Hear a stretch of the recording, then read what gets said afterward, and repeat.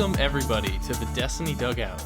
I'm your host, Cruz, member of the three-time World's First Team from Elysium, and this is what we've got going on this episode. Hopefully you enjoy listening, and let us know what you think in the comment section. Now, without further ado, let's get this thing started. It's like, oh, yeah, there's no line, so you'd think you phased him. I don't even know if his tractor did damage. It didn't. It hit immune. Yes, so there you go. Damn. He was missing about almost 200k because I think final is 1.6. That's what I heard from Moople. Obama's on a C run. All right, well, you know what? This is a good run. Decent amount of good runs within the three of them, which is nice for the viewer. I like the repo despair emote in chat. I love that emote. Oh, that emote is love. That's this challenge in a nutshell, man. Everyone's in despair. True. So while this is going on, we are going to be talking about some other stuff. So it's been a little bit. Welcome to episode. Oh, what are we on, man? Is this? I want to say like 18 or 17. I would say 17. 17? I'm actually gonna. That's my guess. That's my guess. Where's my account? My channel. How many have I uploaded? 17. So we're at 18. I was right. Let's go. Damn. I'm not a real fan. I am so proud that I actually remembered that. That's insane. How did I know that? I had no chance. So yeah, our entertainment for the evening is going to be provided primarily by Obama Gaming, Vendetta, and Shifu, who are still doing some more solo Nez attempts. We are going to touch on some solo Nez stuff later on. So if you want to listen in on that, it'll be here. But yeah, we've had a little break, so time to catch up. How you been, Vandal? I know you're not even playing Destiny, but you know you're enjoying life. I'm all right. You know, I have been taking a nice like week-long kind of vacation from the Destiny grind and the farms, and just playing other things. Which is always fun. When you're not. I've said it before. I think I've said it in other episodes. When you're not having fun, or you feel like this is becoming more of like a chore, or like a job almost, it's time to take a step back. You gotta reassess, and that's on you as a person to know that. Dude, Obama. I know what he's trying to do, man. I know he didn't really have the ammo to do it either, to be honest. But man, that is so tough. That's so upsetting. Yeah, I mean, there's nothing really can do there. He just didn't go into it with enough ammo or enough damage. I didn't know what he was at before. I think he was at the C, which definitely means like that was a light damage phase. Like he definitely could have pumped more. I don't even know. I wasn't watching closely enough to even see if he had a debuff. I feel like he shot his last rocket a little too late, though. Something like that. Like he was holding it for something. Well, he's holding it for tractor swaps. At this point, you want to hold the rocket. So I don't think he's doing tractor swaps. He is? No, he's doing the bump in the night strat where he runs bump for third phase because that way he goes into final with bump and frenzy procced. Yeah. Yeah. Yeah. So he's just using if you do scout. that, I don't know. I'm still like that's somewhere where if you don't do the merciless and tractor swapping, we're getting off topic, but we're talking about what we're seeing here. I just think you may as well do the overflow he's in. With what, Vorpal? Yeah. Yeah, I mean, there's also something to be said about. I'm honestly, I mean, I talked to Moople a little bit about this. I'm surprised no one's doing the Striga thing, but like Salt was because he had to cope with no rocket. Yeah, he tried it. I don't know. Apparently, Striga does more damage than Witherward. Because what happens maybe if you're shooting constantly. No, when you apply the dot, and you hold out your Vorpal weapon, the dot takes the properties Of like of your the new weapon. Vorpal weapon, including like the surges and stuff. Hmm, that's funny. Um, yeah, I'm pretty sure I knew that's it was it. like a little bit broken sometimes too, and it can like at least from I think it happened once where it chunked, and that's why Salt was like I think that might have been the reason why he was like initially coping with it. But anyway, Yeah. enough Soul and stuff. Sorry. But Yeah. that's later. Yeah. We are Basic back to focusing to start. I'm good. You're good. You're good. We're Okay. starting Moving with on. so it's been our last one was with SK, and that was just kind of our end of raid, world's first discussion, how it all went, all that sort of stuff. So at this point, we are now 2+ weeks removed. I don't know if it's 2 or 3, probably 3 from the time of recording it. I won't say much has happened story wise, but we did get that mission with Amanda. For some reason, she's just there, you know. They definitely I, they definitely were like, how do we end this character? Let's have her go. I don't know, turn on some wires. that there's just no way. Like, why is that not something that we're doing? Like, what that And we totally are seems there, like but we're a just so yeah. clueless. But We're we're just at I the don't even know door. what we're doing. We're at the door. We're holding the door open for everybody on the outside. And I'm thinking, if this is a mission, we should be the last ones out. And it should be like, oh, the room's gonna detonate, and they put a timer on us, and we have to like fight our way, killing a bunch of big yellow bars or some shit, you Yeah, know. more tormentors. I But don't but know, something. instead, yeah, but instead, uh, there's no spoilers here because if you just haven't played the mission, I don't know what to tell you. But um, we lose a character that's I don't know, been with Destiny for how many Ever. years? I Since the mean, start, literally yeah. since D1, It literally feels up like and so just like random. Like I don't even know like how it even happened. And here's the thing too, is like she's just chilling doing the wires, right? In the cutscene. And uh-huh. then all of a sudden she's like, oh, they're gone. Like, oh, Mithrax safe. That's enough for me. Boom. Who knew that there was even a bomb gonna go Yeah, off? I like didn't. where was the We lead up just to that? Like, all we knew, literally all we knew going like from that is that oh the place is on lockdown and she's gonna try to unlock it. The place is in lockdown. That's the only reason. I was thinking like, oh, maybe some tormentor's gonna come up and just fucking scythe her back or something like that. That'd be like a Gears of War thing, I mean, not a Destiny thing. I doubt that. Like, I'm gonna be honest, I don't really pay too much attention to the dialogue, but I know you do. There's no wait, like there's no lead up to it. Bro, there literally was nothing. I was listening. I always listen Yeah, to like basically every cutscene the first time, and there was I don't know. I couldn't find anything. yeah, like that's just insane to me. And it just feels kind of shoehorned and you know, if your brain is properly screwed onto your into your skull, then I guess you can figure out what's gonna happen next to Amanda. Like Yeah, I don't know. I think so. yippee she gets her own ghost. Woo! I Really don't know cool. personally. Like I don't know if I'm like sold on that yet. But based off the fact here's something that probably most won't consider that I would say is a plausible reason to believe what you're saying, and that's as far as if I'm correct and remembering this correctly, she also does Kaido's voice lines. So it would be weird to still have the Oh. voice actress just kind of still be with the franchise, but also have a like one less character. It's like, what's the point? You may as well just have her stick around. So my Yeah, I theory mean, would be that, oh, okay, so Kaido's gonna be gone for a little bit. You know, she had her time in Lightfall. We probably won't see her till like season 23, and I, f- then maybe that's when Amanda. I feel like, you know, there's just no, because to me, it's just straight up disrespectful, right?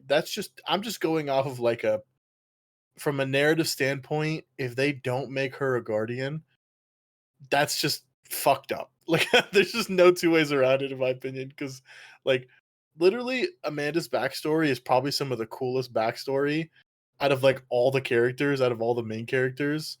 Mm-hmm. She's basically effectively a guardian without a ghost. She does all these things and she fights in all the battles and she's still here to tell the tale. No revives or anything like that. And then she just opens a door and then just gets blown up with seemingly no like lead up or like you can't tell me that's not disrespectful to that character. Like giving her this awesome backstory, making her this force to be reckoned with in terms of like a non-guardian, and then that's it. She just Yeah. gets taken out just like that. Like that's I don't know. There's no way. Yeah, talking about like So her as a character, she's pretty like, I think she's supposed to be like badass while yeah, also like, like really like almost like military vibes where she's like devoting her life to this because that's what she cares about and she's doing what she can to help no matter what because that's what she yeah, feels is right. So it's like that character's pretty justified to like have a reason to be like, oh yeah, I should be a guardian. The traveler sees like her devotion and yeah. stuff like that. So As far as I know, anyway, she never holds any ill will to any guardians because they have this power over her. Like she still does her part, you know. yeah. And it's like, and that's just like that's just so disrespectful, man. Cannot convince me otherwise. It's so messed up if they don't make her a guardian. I think you might be holding your breath though, because I don't know. I don't even know if it happens like super soon. As in, like, I would hope it would happen before Final Shape, but with how they took with Crow, like, we didn't see Crow for like a year after he got res, Yeah, or but even that was a little also, young longer. but I feel like that was also like not to give Bungie too much of an out, but like everything I feel like leading up to Forsaken pretty much was sort of already pre-written. Like it was already understood what they would direction they were going. And Yeah. then for a little while now, they've actually been building like kind of one expansion ahead instead of being three ahead, right? So, and by that I mean they knew Amanda was gonna die back in be no, probably early Witch Queen. Like they knew she was gonna die early Witch Queen, which means they need to put her somewhere if she becomes a guardian, right? Mm-hmm. So I don't think we're gonna see her become a guardian. Like you're right, like anytime soon. But I would not be surprised if literally the end of end of this expansion, like there's like some cutscene or something where you see a ghost traveling somewhere or whatever. Like you see a ghost at the farm, just like moseying around, and then he like the ghost says something like, "What do we have here?" And then it cuts to black, and Hmm. like you know what Classic. I mean? Ah, found you. Yeah, There you like go. That's something a exactly. ghost You would know what I say. mean? Like that just like makes sense to me. I don't know. I just like I could just like play it in my head. But yeah. So with like this past week, this would be week 5 of the story. Is kind of when it all wrapped up. So we just have to go do another battlegrounds and the playlist, and then you go Seas of All, and he kind of has like I would say like a 2-minute monologue about like bravery and devotion, how much he misses Amanda and stuff like that. Um, really, I won't say there's much to it aside from just kind of putting an end note to the story. Aside from that, though, like with the season, I think weapon wise was pretty good. Like I'm happy with what they had, especially considering there's other seasons that have just had complete dog shit. You know, Hmm. if I go through it, I think like the Strand auto is pretty good, although it's just not better than the raid one. And that's no fault of its own. It's just it's An what it archetype is. thing. Yeah, it's like I mean even perks. It's like it's hard to beat demo. Demo is like one of the most broken perks. Yep. I love Envious and Tricorn on it, but like it's just not demo hatchling or demo frenzy, to be honest. Even Paracausal if that gets buffed, which I assume it will at some point, because that's how it usually Oh works. yeah. I don't. Um but like fusion, I think that's another envious. Envious was like their perk of the season. Their new Yeah, they kind of brought, and definitely. I think it's cool. Like I like it. I like the overflow by using another weapon because usually you could use like a forbearance, and that's like bam, you're constantly having an overflowed. Regnant, for example. Speaking of Regnant, that's like literally one of my favorite heavies right now, just to mess with. So like all in all, I think weapons are good. Battlegrounds wise, though, I don't know. What do you think in terms of just like overall general experience with them? Um, they're That wasn't not. a good I, they're not like awful, but they're also not exactly like great. I I guess mean, I'll say my answer they're would be not. I'll take this. Yeah, Like they're not creative, but I don't think. If I think of it as like I want this thing to be a strike going forward, I much rather have what these ones were than what the last in the battlegrounds old were. ones, yes. Right? Yeah. So at least maybe they're taking some form of like insight in terms of player feedback, being like, okay, they don't really like Mars Battleground, so we're gonna And, develop and this. and it seems like they're intentionally like almost like constricting you on how to do the encounters, right? Because when you think about it, you have this like dome that you activate and you can live in the dome, but when you go outside, you start taking damage, right? Yeah, so it Like keeps that's they're everything in yeah, they're house almost. literally forcing players like new players, blueberries or whatnot, like don't stand out here, stand here. This is where you Yeah. want to be. And that's like the core mechanic, which, really simplifies it. And it's like for us, we're looking at it like, what the heck is this? No, Right. I'm But just then at trying the to end go of the day, fast. but would you rather have this or would you rather have one where it isn't very clear and you have your blueberries off doing what the Dude, heck somewhere literally else? last You season, know? Seraph, with all the you have to go collect those 5 Oh balls, yeah. right? I Uh-huh. would grab 5 of them maybe Yeah. 20% of the time, 30% of the time, unless I'm Yeah. with people I know. And it's like, it's just like corrupted. It's like, how do you not know that you have to go grab it? I don't know. They're just so focused on ad clear. So at least Yep. if they're all in the little cubicle, in the little orb, they're all Hmm. shooting things. It's like, okay, you know what? At least they're making it easier for me to go grab them all. Yeah. And that's the direction they're going. And you know what? Oh, Oh my god. oh my god. That was insane. That's the benefit of me streaming is we can react at like the same time.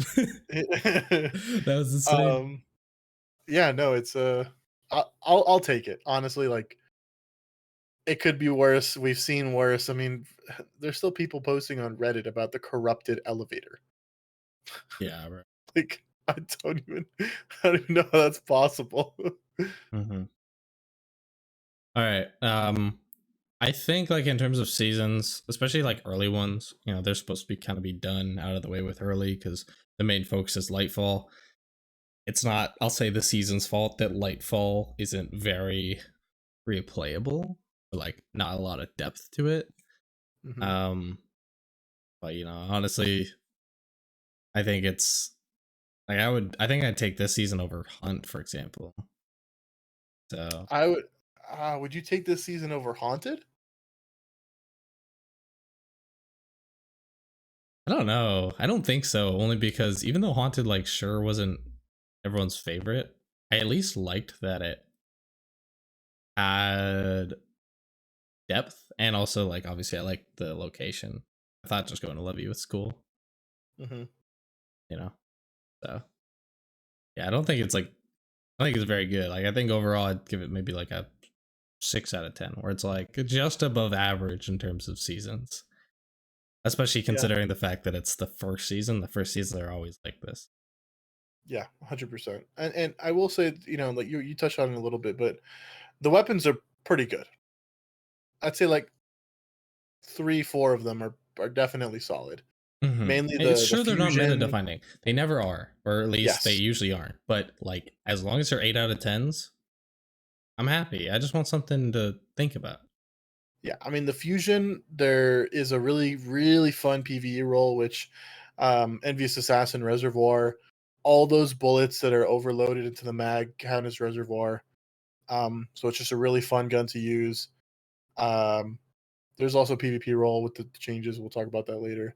But the GL I think is really fun to use with Lead from Gold, Volt Shot. I think there's Envious on there also.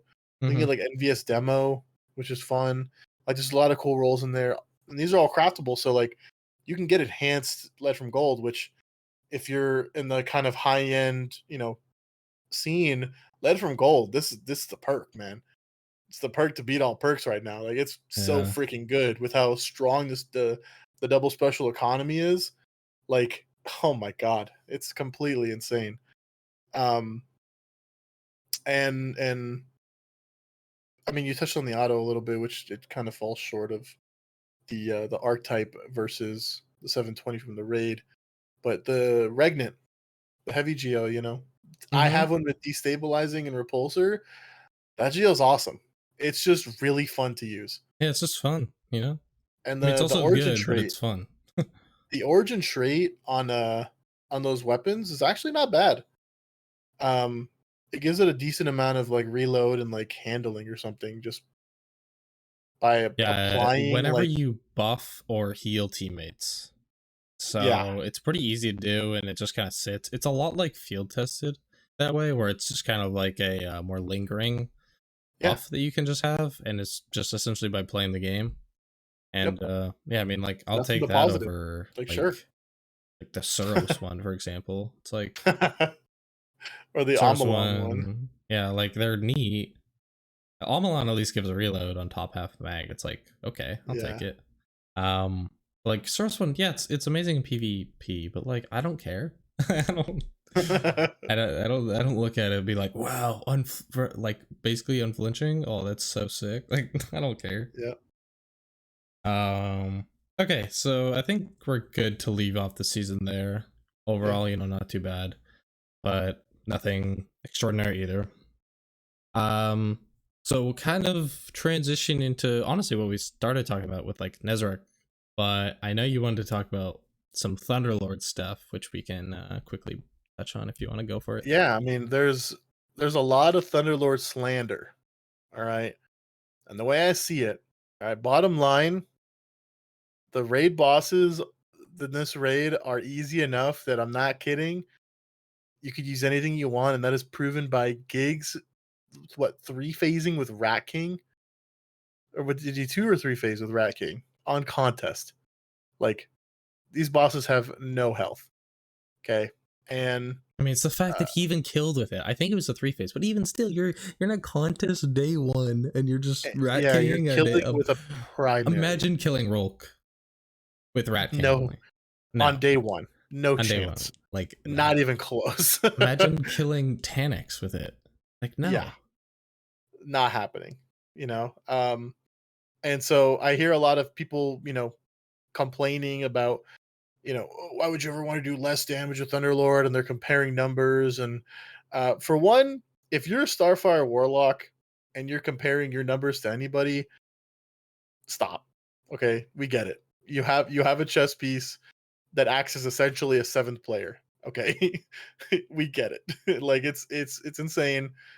You can dump rockets. That's great. But if you're in an LFG and people want to use Thunderlord, as long as there's a divinity and as long as people have the catalyst and are shooting the divinity bubble specifically, then Thunderlord is actually a really solid damage option, and it's incredibly easy and it's really hard to mess up, right? So I don't know. There's a lot of misconceptions about, and I know people have referenced, um, you know, I think there was a video of someone put on YouTube and they showed like they were just talking, but they had it as B-roll footage and they were using Thunderlord for damage. And I watched it and the guy reloaded like 4 times in damage, and I'm just like, this is not Yeah, of real. course, it's If you cursed at that reload point. Thunderlord, it's terrible, right? But as long as you're shooting the divinity bubble, you'll never reload it. It'll keep procking the ammo. In fact, even if you start shooting with only half ammo, it'll actually just keep reloading all the way to full. Um, it's definitely an option, especially if you're playing an arc subclass like Gathering Storm Hunter or something. You put on the raid mod, like precise jolts or something, which Mm-hmm. precision damage, jolts the target, so you get that extra jolt damage. You just start Um, critting the boss, and then they're jolted, and it's just yeah, like that's just jolt free damage is damage. crazy. I mean, jolt damage Yeah, is how like people were able to kill Nezarec. and so, you know, obviously, if you're in a stack with people, a group of your friends, um, and or but even if you LFG and if you don't say in the post, you know, bring rockets for both bosses, I don't think you're really allowed to be upset that people want to use Thunderlord, in my opinion, Like it's this goes back to like this is just how LFGs have always been. Like there's the meta that people use. Like for a while, weren't people using sleeper on Rolk? Yeah, Like it's obviously not the best option by a mile, right? But people were okay with two phasing, and now it's like this weird sense of like, oh, we have to have optimal damage. How often are you one phasing in an LFG? I did the other day, but that's because I joined an LFG that literally said like fast run where like know what to do, like send me a raid report, like they were vetting people. They were hard vetting people, right? And if you want to do that, by all means go crazy, right? But if you don't put any like real restrictions on it and you get surprised or upset when someone says, I want to bust out the Thunderlord, I don't know, man. You're kind of in the wrong here, in my opinion. But yeah. I all mean, I have one phased once with an LG of I think my 3 clears. Although the first one was like an all strand run and nobody was swapping, so yeah, that's that's a curse thing in itself. But yeah. yeah, it pretty much isn't bad. Relapse is a like a numbers YouTuber kind of He guy. makes And anyway, really good videos. so yeah, if you don't know who he is, you can go check him out. Highly recommend. But anyway, he did like a Thunderlord thing just the other day, and it really like shows it's like not that much worse. Like yes, it's worse, but it's only like 15% ish, kind of obviously give or take how long you're doing it for. Um, which you'll see here in a second. And if you want to, I can throw this specific video in the description as well if you just want to go watch it itself. I mean, it's only 2 minutes long, so it's pretty easy to get what you need to from it. But I mean, the TLDR is just that, yeah, Starfire, Witherhorde, with Hothead, with Demo. I mean, pretty much any rocket will be the best, always. But depending on how long another damage phase is, it could, like, Thunderlord could be better or worse than, like, an Izzy rocket rotation. So at the end of the day, it's really not that troll to use Thunderlord. That's kind of what it comes down to. And Especially when you're talking about LFGs who, like, yeah, they're not gonna have these hothead rolls. Nobody does. I did a raid the other day, or a dungeon, sorry, and the guy had like Sunbracers and impulse cluster rocket, and was like, yeah, this is like good damage because people use Sunbracers and people use rockets. It's like, yeah, I okay, mean, but and like that's another not in thing. that Like context. that's another thing. People expect to do these, make you have to use a rocket, use Thunderlord, and then you have these suboptimal rockets, let alone if they bust out a precision frame, right? And they don't realize that precision frames are just inherently weaker. And that on top of the fact that they can miss. If they miss a rocket, that is a huge chunk of your damage gone, just like that. Like, and the big thing, as long as you're shooting divinity, Yeah, it all comes Thunderlord is down to viable. divinity, right? All you It's have to do like, is if someone says, "Can we use Thunderlord?" You go, "Is someone on divinity?" Right? And you can keep using rockets if you don't want to do Thunderlord. That's fine. If you ask if someone on divinity and no one says anything, rockets. Time to go to rockets. Because without divinity, Thunderlord is just really hard to use slash impossible. yeah, I mean, you're just not going to get your lightning procs, Yeah. uh, which isn't going to contribute to the amount of reloads you need. So, at the end of the day, like, just, yeah, A comes down to divinity, and B, who you're playing with. Because if you're playing with a bunch of random LGs, I wouldn't expect them to have any god rolls. Yeah, So exactly. unless it's like a whisper meta or an anarchy shotgun meta, or I don't know, something else like that, like, a lot of these do come down to rolls. Yeah, You can't 100%. craft a hothead. I'm sorry, like, there's no rocket that we can craft that's great. It sucks, but it is what it is. You could craft a bait and switch You could kata focus a if you need it. hothead, but that's about it. That's if Oh you've yeah, gotten it before, I've which you can't focused even like assume 8 of people them have. and still not gotten a demo explosive one. So Yeah, and you know, I think bumping the night is probably the next best rocket. I think it's the best rocket to craft, and it's like Yeah, auto loading frenzy or demo frenzy. yeah, Or if you need one, you go with one choke lip, and that's only if you have a G horn. hmm So it's like another conditional thing. So even that, it's just like, yeah, a lot. and then they, if you're using demo, then they need to know the starfire rotation, and there's a lot that go. There's a lot to me. As long as you're getting as long as you're two phasing the boss, like if you're up in arms because you're not one phasing every time you LFG, or you're like, I've seen a lot of people post like, why would you ever just be okay with doing less damage? And it's like, I like it's less damage, but they just probably don't even have a rocket, or you're still two phasing. So who cares? Like, I don't know. It's you're not really saving all that much time. You're not going that much faster.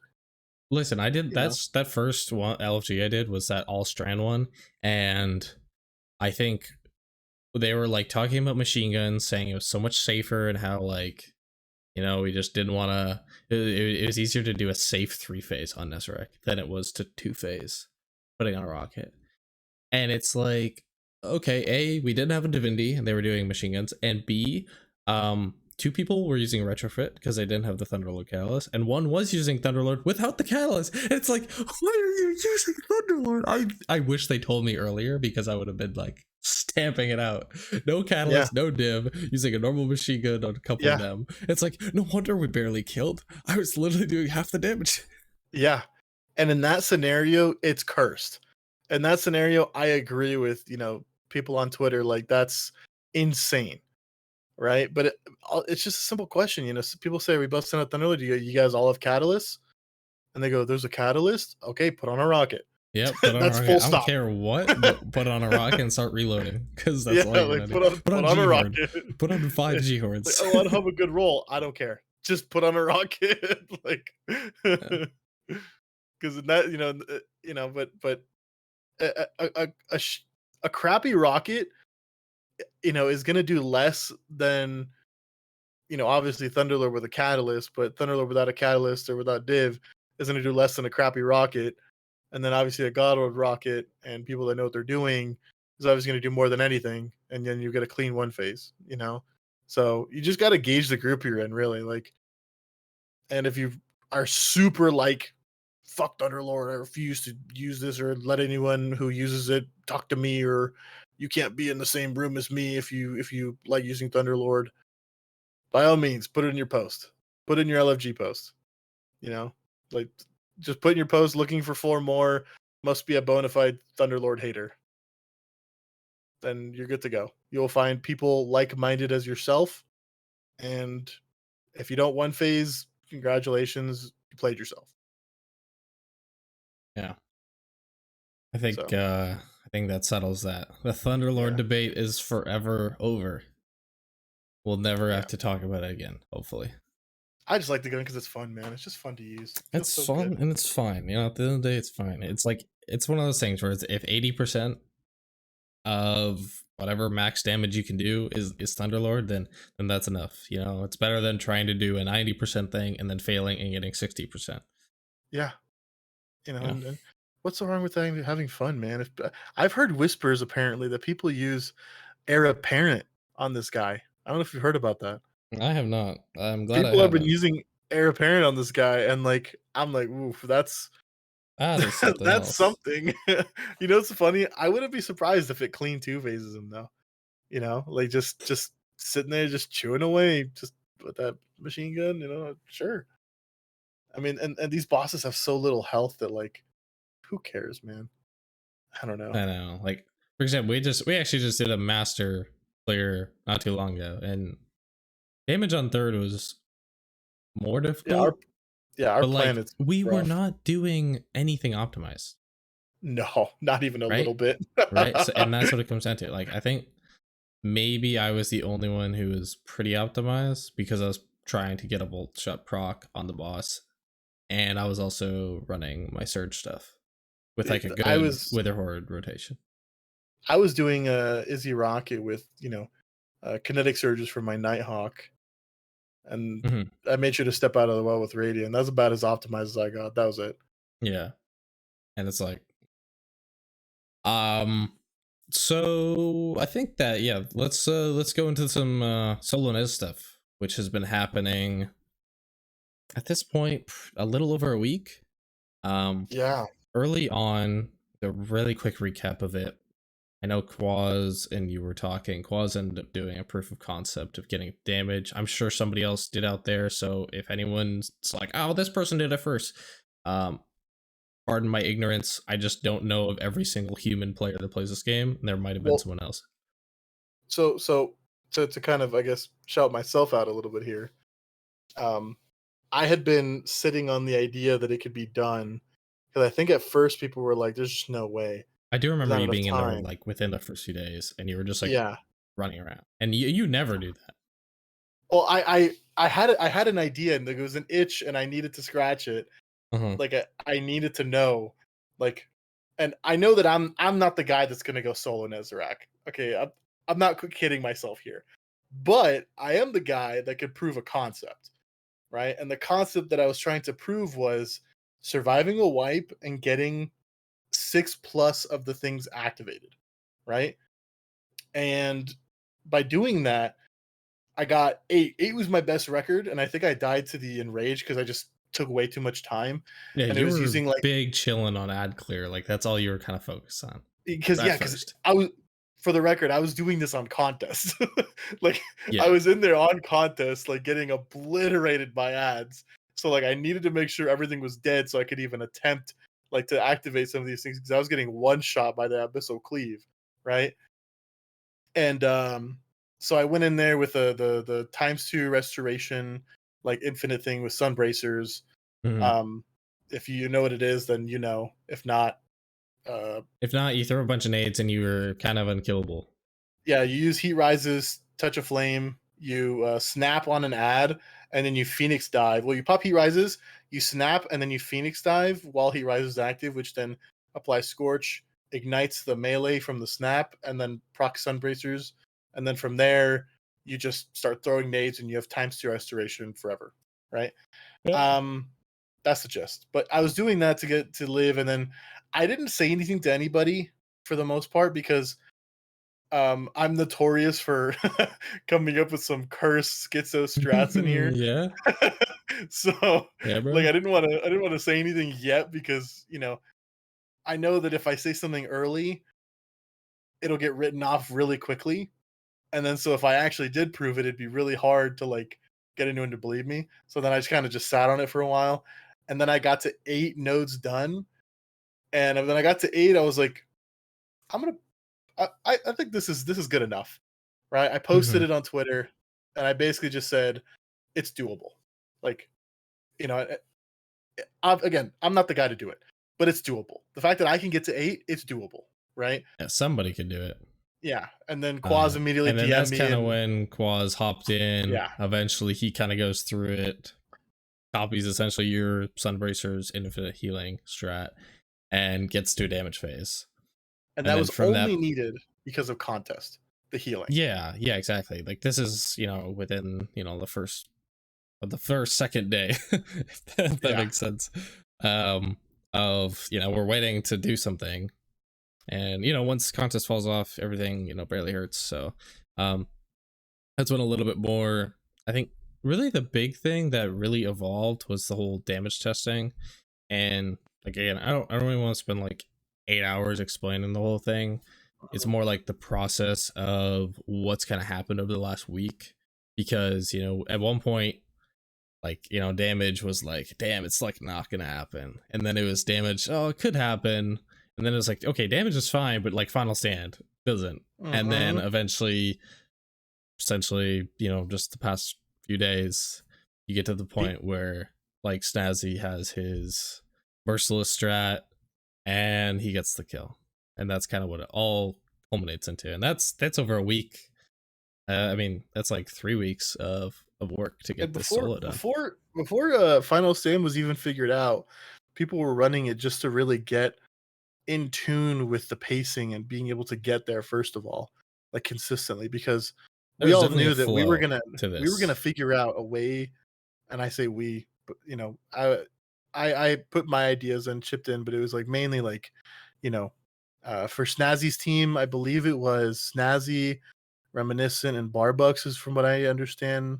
They were doing a lot of the theory crafting on their end, and then on the people that were streaming it, it was like Moople, Zemo, Shifu, Vendetta. I think Vile maybe a little bit. I think you were there. Salt. I was talking to some people. T was a big one. Yeah, T definitely helped out. There was a lot of people all like coming together to figure out a way to get Final Stand done like consistently. In the meantime, though, everybody was running. Everybody kept going because they needed to still be able to hit Final Stand consistently. And then also by hitting Final Stand, it tells you your parameters, like how realistic is living, how realistic is the ammo, and it gave more information, more you know things to think about it to strat Final Stand, right? And I actually, Mhm. it's funny.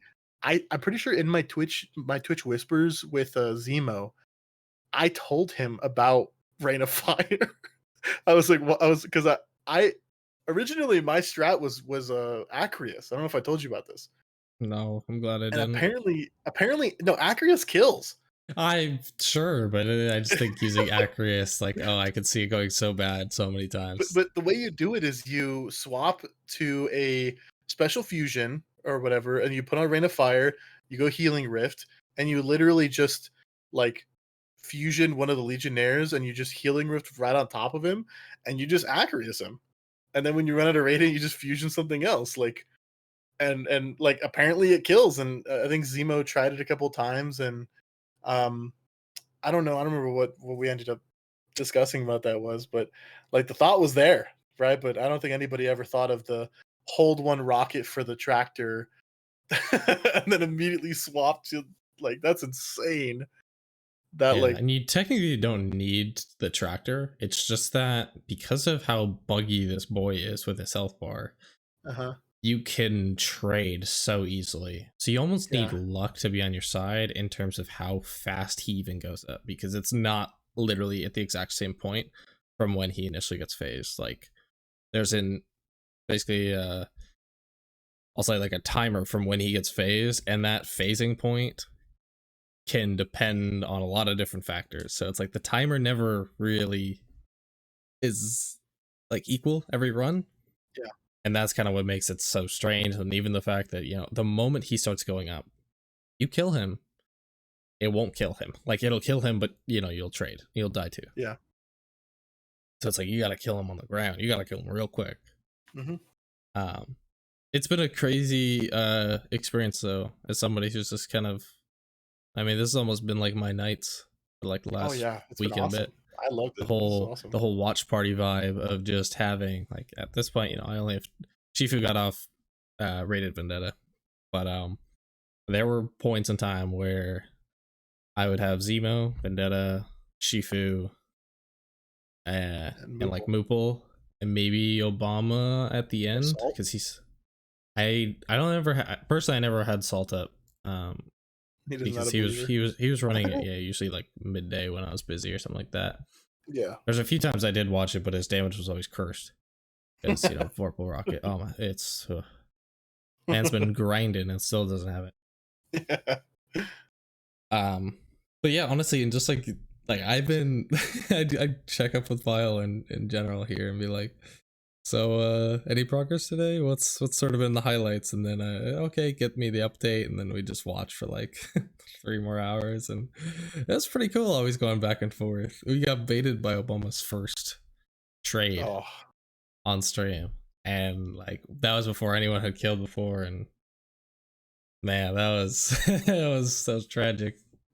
Obama had it, dude. He He just had he's had so many. He's been the most, I think, unlucky out of all the runners. There's been so yeah, many I mean times he where he's gotten to that point and just didn't kill. yeah, I mean it's just highway robberies right there, but it just goes to show, it's that tight. Like it's so tight, the damage. Yeah, and I mean it's so tight. And think of all that we're doing. It's like I think Mobile said like there's like he goes to like 6 different loadout swaps.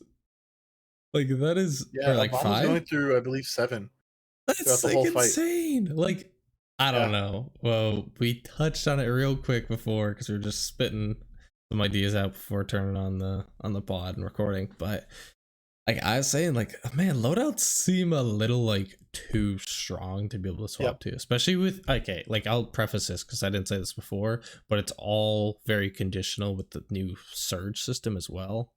Because Mhm. like we can just have armor charges just chilling. Like literally, we see Obama. Pocketed. He just Yep. has 3 pocketed the entire fight, and then swaps. And he with time dilation, bro. He's got like 45 seconds of his Yep. max surge buff, and it's like, okay, so that's never even a factor that he won't have that, or that we won't have it, and that's any day one or challenge going forward as well. Also, we can literally swap basically everything with no cost for free aside Yeah. from like our abilities or fragments. Yep. And And it's it's like, and it's oh it's my it's gosh. it's absurd, like it's you look at it in this scenario, and even yeah, this is a solo, so obviously it's a very niche scenario, but across the board, like loadout swapping, it just seems in the sandbox we're in right now in darkness zones, and it just seems a little too forgiving. There needs to be some downside here, like I almost dare to say, I know we talked about this a little, like you said, make it cost like a little bit of super or something, so you can't just, you know, have your super, like you lose something. Let's just something, right? Or make it lose some ammo, because right now we're so used to specials. Um, and so if you have loadouts with weapons in them, it costs you some ammo. I mean, I don't know. It's just because you start putting costs like that, and then people are just going to circumvent it by just swapping stuff naturally again. But I don't know. I It's mean, just like, the listen, loadout swap to all mods and everything is insane. swapping special like ammo types, or not ammo types, like archetypes. So if I swap from a GL to a sniper, I basically lose nothing. Yeah. If I swap to a GL from a GL, I think I literally do lose nothing. Or maybe it's like just one. I don't know. Heavies we lose like a good portion, especially on certain weapons. If you go from swords to rockets, you lose a lot. Mhm. But specials don't really have that. And it's like, okay, maybe with this newfound, I don't know, side power that we have of just loadout swapping, maybe we should lose more ammo just by default when swapping specials. I think I agree with the whole losing something like super. Yeah, I think that's fine.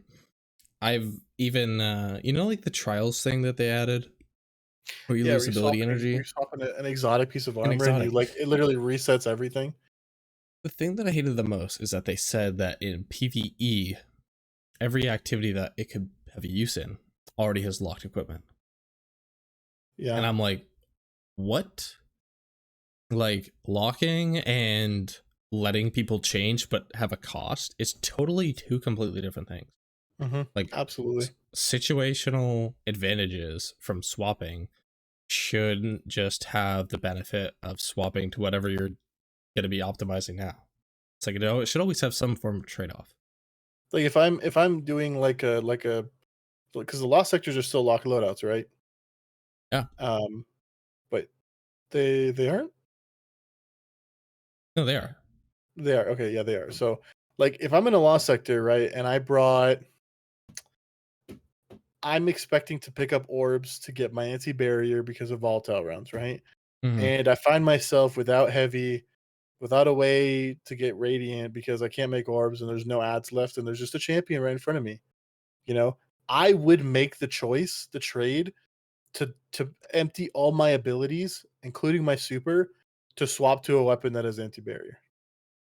I would absolutely make that trade, Yeah. right? Because I have no other choice. I like the only other choice I have is to literally like somehow pity ammo, or even then, like I would need an orb to proc volatile, and you could attribute that to, oh, that's poor setup, or that's you should have been prepared or whatever.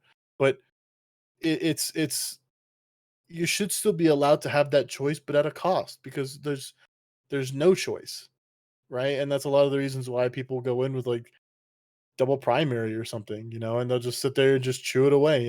And the same way you go in double primary, you're making a choice to do this slowly, which means you won't get any revives because you're not going to finish it fast, right? So it's like you get to make a choice there, but you can't make a choice with the loadout during. It seems a little odd, you know.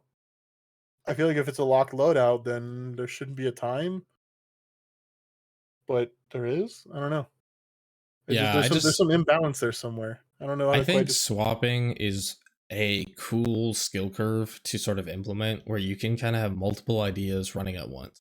And it's like, okay, Mhm, for this section, it makes sense to do this, and then this, swap it again. Like in the example, I'm gonna quick swap to Fellwinters, then I'm gonna swap back to my damage loadout. Then I'm gonna swap GLs and get Volt Shot, and then I'm gonna swap to a Tractor Cannon, and then swap to a Merciless. Like if I'm doing like a full final rotation, while I'm mhm. also swapping armor because I want to have reserves. And it's like that obviously has lent so much to even allowing this challenge to be done.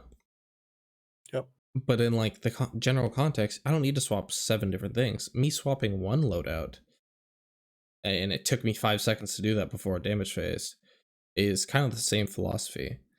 And I think it's not like I said, like a skill curve that only somebody with a really fast PC could do.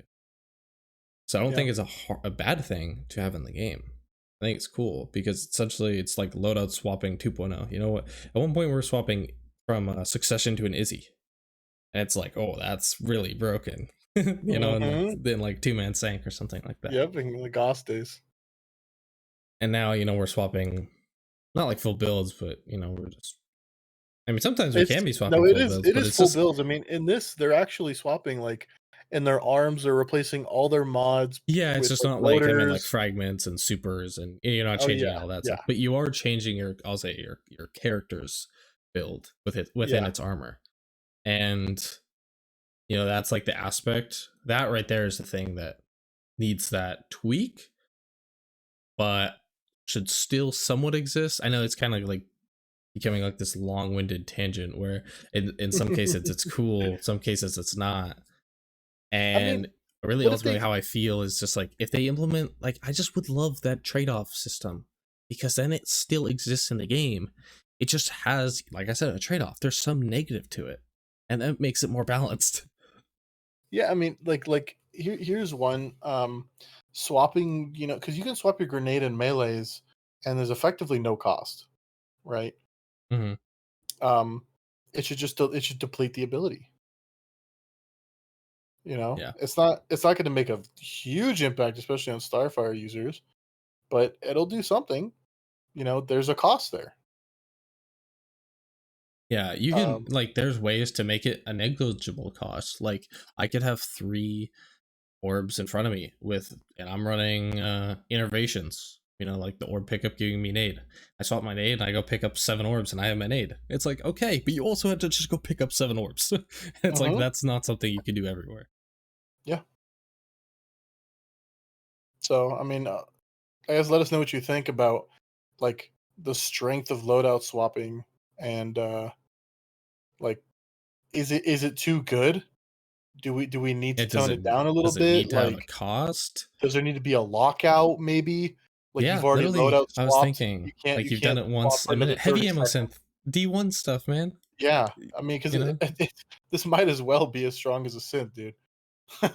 I mean, That yeah, is I insane. would think so. This I is mean, you can insane. swap full surges. Like you can go from I'm gonna have my stasis thing being buffed to now my arc thing when I swap to it is gonna have a buff. And it's like, Yeah. okay, is that fair? Like, yeah, you just pick up ammo, now you're running a completely different weapon setup, and it's equally as buffed. Like that's one thing. I think we can do a mod review uh one day where we kind of look back and reflect on some things a little bit more. But I do think that's one thing that generally the Phantom and Elemental Well system lent itself much better was how much more I would say like investment, but it just wasn't so ubiquitous where one orb can do everything. It's like I had to make a solar well to get that solar ability buff. Yeah, I think there's some truth to that. Um, but just as in the same way, like we talked about this a little bit with the mod system, but like just how it has its highs because I count that as a high, right? Making a solar roll gets you all healing, yada yada. It also had its big lows, right? So it definitely just opened up the highs and lows of that system. Whereas Hmm. now it's just much more condensed to where everything's sort of in the middle. There's things that are obviously a little bit better, but there's things that are not as great, but it's all within the same range. And I think that's Hmm. what they were trying to do. Now we're getting to the point where Obama's doing his final thing. I don't know if he And he gets it just because missed a Nezi's really rocket. far away. Yeah. Dude, this is He so has a cursed because that telly. yeah. Um, I mean, he can still push, and what's great is that he has a ton of ammo from what I've seen. There's one really close, this big brick, and I think there's a couple in middle as well. Using this, he needs it. Yeah, he needs to That push. it's really just that teleport. Oh my god, Oh dude! my god, you're How kidding. has this happened like Is he in 3 times final? now? No, Wait, he's did not. he's not, no. Yeah, look, You're like he had one in the middle and one on the right. Oh my gosh, this is. You know what's funny though? Right there, that is like the frenzy diff. If he has explosive, like that's every time he's facing that. oh If you man. think about it, like that's 25. He missed a rocket. That one missed rocket cost him this final stand. Well, that or the teleport. Because if he doesn't teleport, then it's like he has more time to even just like throw another nade. Yeah. He's just But sitting but there. with the I mean, he missed the rocket. It just Yeah, goes to show like just how like it's so close, so tight. And the that's my other least favorite thing about this is how damage has to be like so precise. yeah, you either absolutely go mental your first two phases, with your 9 explosive or your 6 explosive lights, and just absolutely push him to the absolute limit. Like I think Obama was hitting 4 point I think he hit 4.5 or 4.4 in one phase. And like if you're hitting those in the first two phases, holy moly, like Yeah, and you know what that really that's is? That's like absurd. early. That's a maximal debuff and early volt shot proc. If Yeah. you get that, like it's crazy how those two things are so like they are the most impactful. Like you do your note rotation, it's pretty easy just to spam rockets and nades. I'm not gonna lie. But Hmm. having that like maximized debuff time as well as getting a volt shot, so important. Yep. Um well I think that's actually a good like ending actually to the whole Nezarec conversation as well. Which means we can kind of go into like our last little thing, but it's honestly I think the thing that I'm most excited to talk about. And that's like the whole primary meta stuff that we're gonna be Yeah. getting.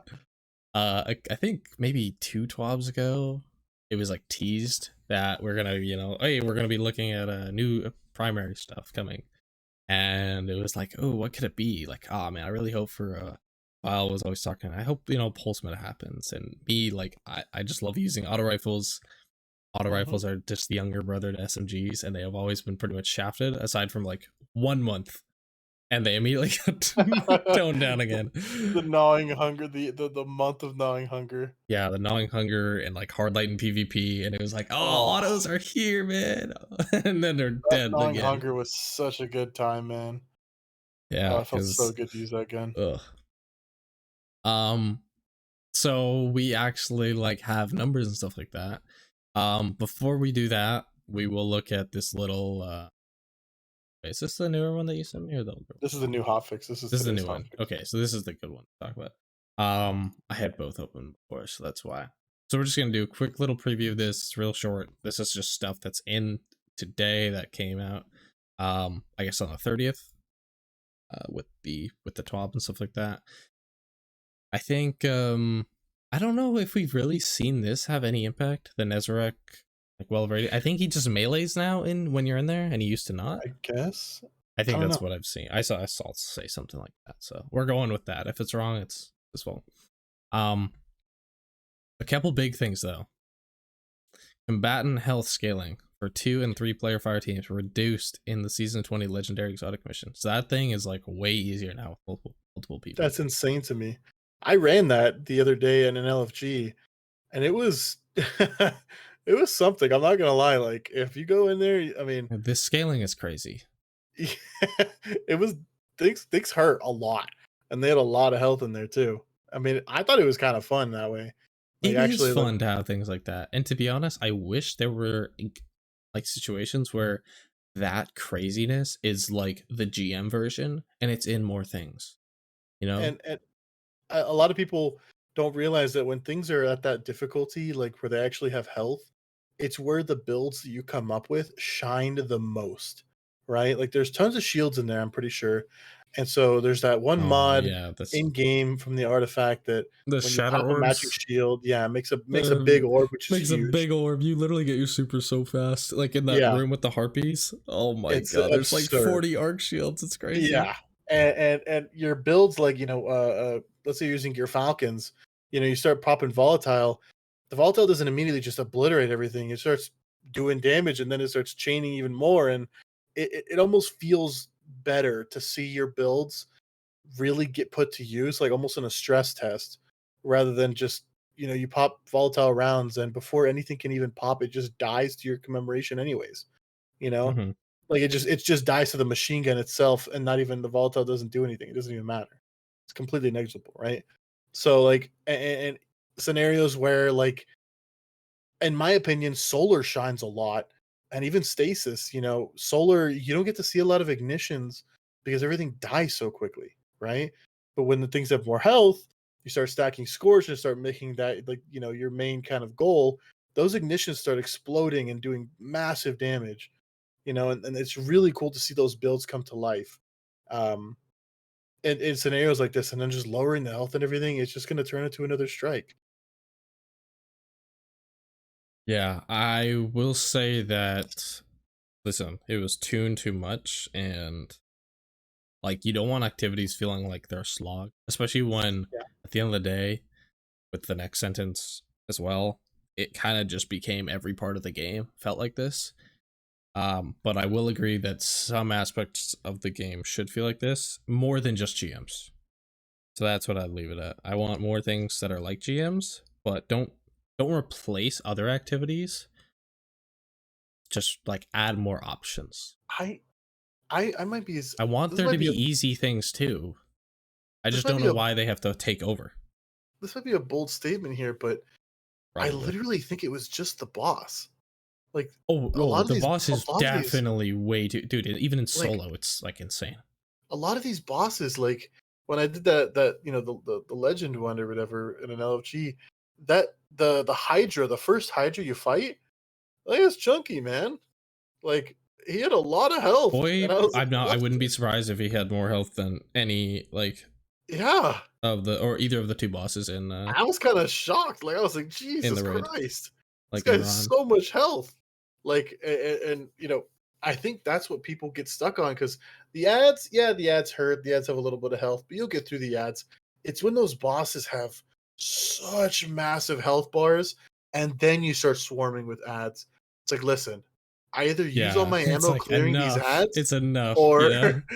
You either or let me use a or I machine put gun it to clear ads, boss. or yeah, I fucking sit back in the corner with a fourth times linear and call it a Yeah, day. No, for sure. exactly. I think that's a big point to bring up. And I think that's an aspect where that's like really like the case. And that's where it definitely feels more sloggy. Because honestly, I like the first couple rooms. Um in a fire team, yeah, I do agree. He has still too much. It's just like the scaling was still just a little off, even from like the legend missions in the campaign. Oh Legendary yeah. is still a little off, and I'm sure from like this they might learn and then going forward make it a little bit easier too. But a big thing here now is just that in general, I I won't say like the change has been reverted because it just says reduced. I don't know by how much, Reduce enemy health in Legend and Master tier Nightfalls, not GMs. Legend and Master tier. Battlegrounds, Lost Sectors, offensives like what would be a good example of that? I almost said Vex offensive, but I was like, oh no. I don't. Uh, Is that the wait? Is that the wait Vex offensive? Is that the thing on Neomuna, the public event? I think so. I think that counts as an offensive. I think What is it called? Is it called Vex offensive? overload. That's called. Is that an offensive? I I, don't know. Okay, I couldn't whatever. tell We you. we don't care. Whatever this is, Oh, whatever you this know what is the here. offensive might be those missions where you go like do that sparrow, maybe? Like those missions? Maybe. Like Who is? on the throne world, the ones where you like do the little puzzle. Yeah, but you can't. There's no Legend and Master versions of it. Well, Oh, I guess they like. Are they? I don't know. Whatever. Maybe they are. I don't think they are though. I don't Hunts, know. Empire hunts. It's funny because there was really People are like, still doing those. yeah, I guess so. Honestly, a lot of this is just to Yeah, level it up standardize for it. everything. Yep, standardize Yeah. exactly. And then Legend and Master Campaign missions, and that's what I was talking about. Where I think going forward, they might not need to touch the scaling if this is impactful enough. You know what I mean? Because like Mhm. if it is like really cake, then you got to keep the hard 3-player scaling because otherwise everyone's just going to be running in 3. It's going to be way easier. You want it to ideally feel like one person is equivalent to doing 3, like it's the job of 3 people, at least in Yeah. the scaling thing, which again I think is a good system because otherwise, in the past it was just steamroll everything. Nothing hurt, nobody cared, and you're just flying through it. But this is crazy. Like this is one of, I'll say, the two leading into the commendation stuff.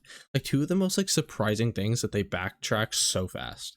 Yeah, this is insane to happen before the mid-season patch. It reminds me of like the crafting thing, but like you said, like this is before even like this is week 5, and they're like, yeah, enough people have They're cried about this. dialing it. This is clearly They're pumping not the a good brakes, play. dude. They're pulling the e-brake right now. They're not reverting it. They're not going in reverse, but at the very least, they're slowing down and Yeah. and putting it in park. Because this is crazy to think. Because this is literally a brand new change. They're like, yeah, we're gonna make like Neomuna. It's gonna be like hard. You're gonna go sit there, and it's gonna things are gonna hurt you. You're gonna go do a legend, and it's gonna be freaking hard. That lost sector is Why? gonna be terrible. In what world did they think making the patrol zone, like the open world zone, where you go by yourself and just like almost are completely reliant on the randoms around you to make that one of the hardest places to be? Like, in I what don't world is know. that It the right genuinely is idea? insane. That does not make any sense whatsoever. The places that should be the hardest are the ones that aren't match made.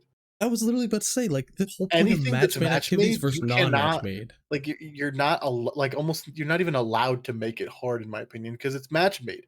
You're getting Agreed. put with whoever. Like it's not fair. Like to They should anybody, almost not even assume us or that they're them. not Like doing anything like yeah, the other two, like and you're getting loaded in solo. Is it yeah, fair for this one person to do it? Who's like competent? match made should be completely cookie cutter.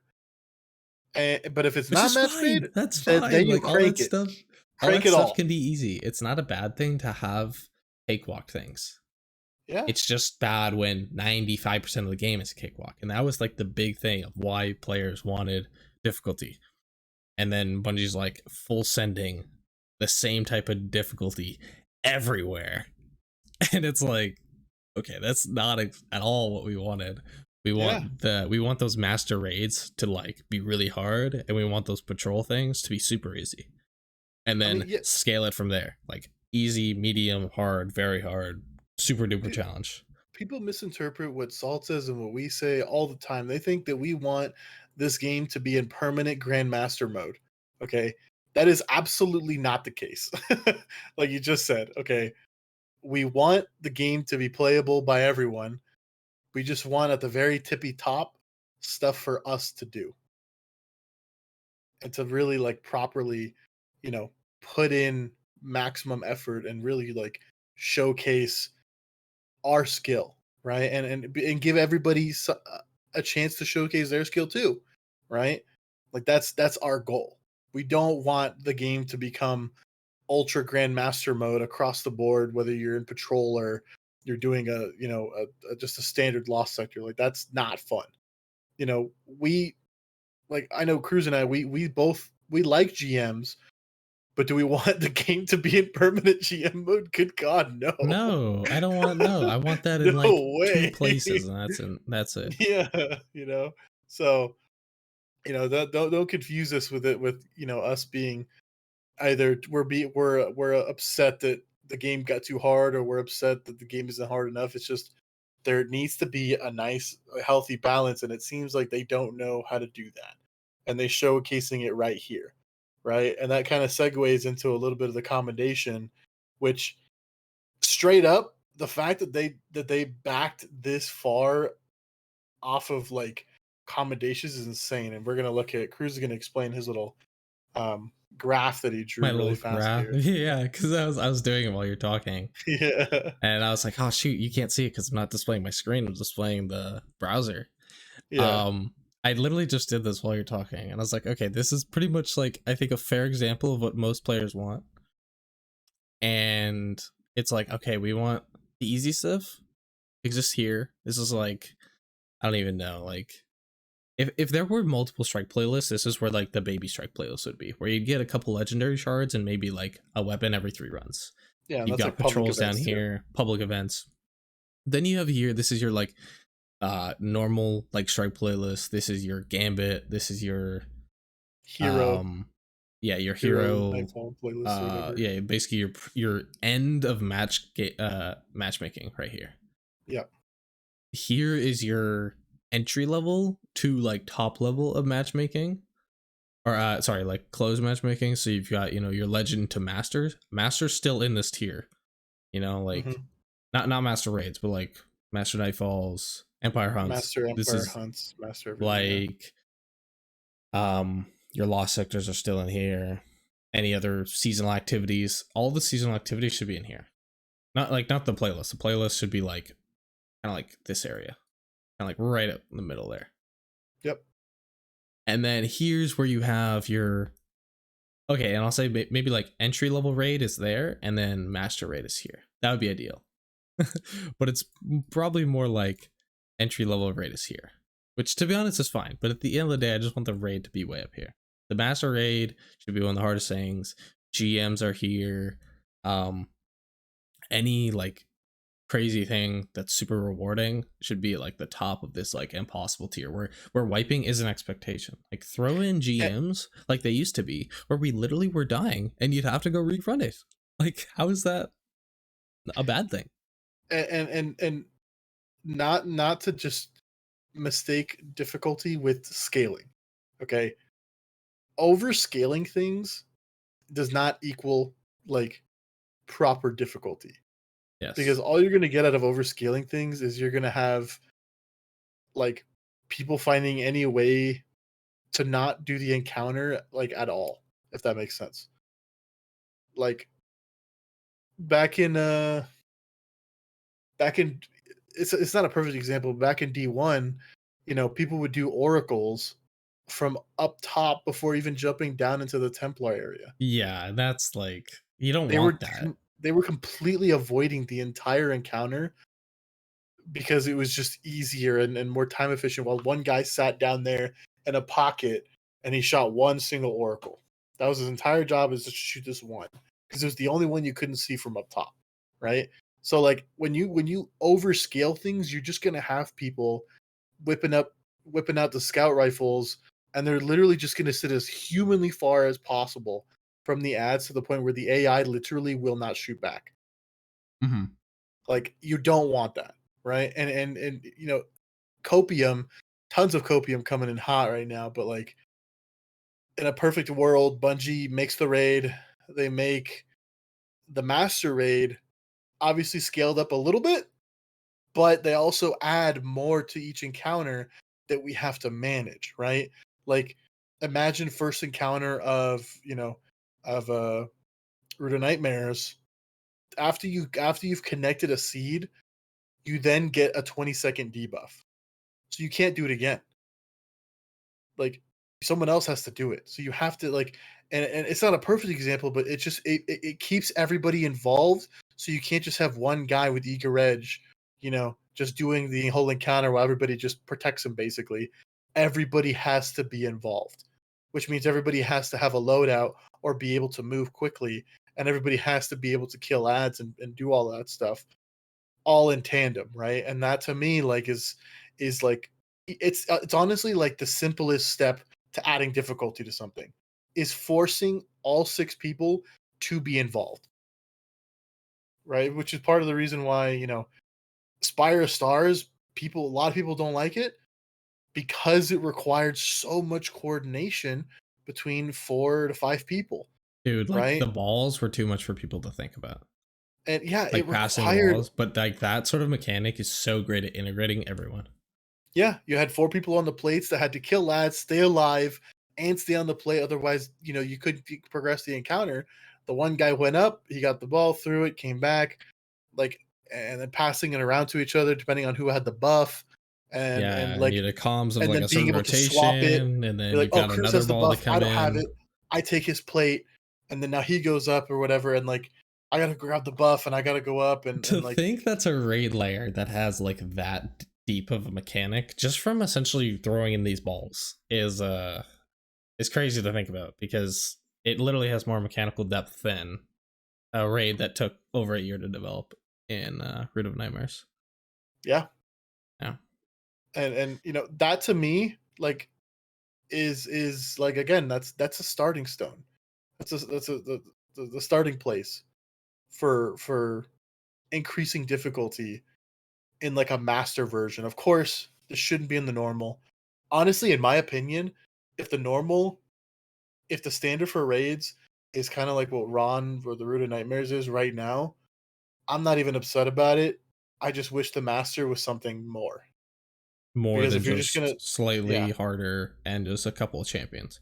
and not to This is mention with the changes to surges and with the changes you're to good. surges and overcharges, like, what's the point of even upping, like, scaling it up anyways? Like, Yeah. you're It just actually somehow reminds the me master becomes slightly easier than normal. literally, yeah, like in easier than like what a legend activity would be, for example, if it didn't have those surges. Yeah, Yeah. Surges shouldn't exist, all that stuff. Like, okay. The character surges, aka Phantom Might, should exist. Uh encounter whatever surges. playlist you're in, activity, that having a surge, why is it the same name? That having a buff, that's dumb. I get that it's like a way to like, hey, player, sure you're getting bad things like grounded, but you're also getting good things. But it's like, not like that. Not like that. We don't want that. We want more like unique things rather than just like here, flat 25%, you're better.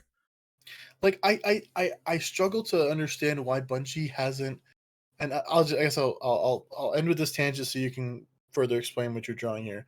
But why Bungie hasn't implemented something as simple as certain enemy types and certain caliber of enemy types have different, like, almost weaknesses and strengths, right? For instance, um incendiars, for instance, right? Like the guys with the jetpacks on their back, the ones that explode. Mm-hmm. The Those backpacks, yep. guys should take, let's say, way more precision damage, right? But phalanxes take significantly, and I mean significantly, less explosive damage, and that includes waveframes, Yeah, right? just because they have a shield, like it makes more sense. Exactly, like, and that's their This is why type. we Like, need they're an meant to enemy be 2.0. defensive. Like we need Yes, ads that are more engaging. Like we like, can only do so much. Like the Guardians and the meta exists and it's always updated.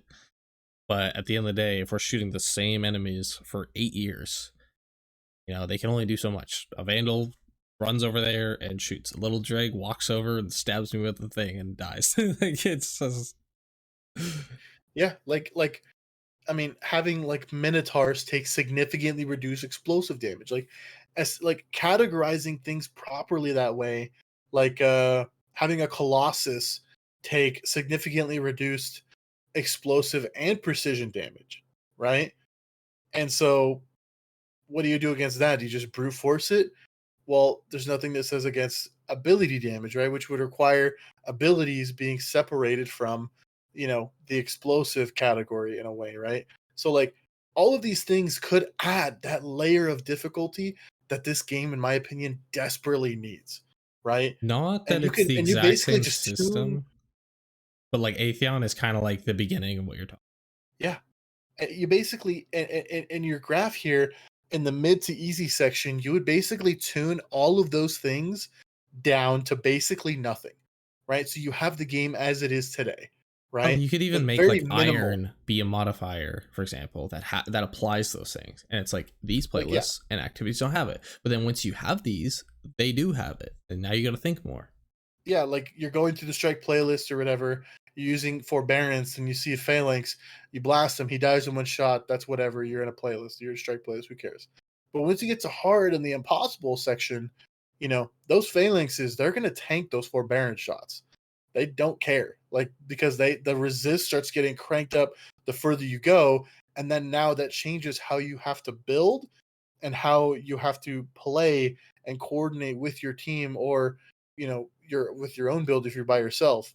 Like it forces you to really start to actually think about what it is you're doing and what you're going into, because as it stands right now, it's literally just like, are you playing Warlock? No, play Warlock. Are you playing Warlock? Yes.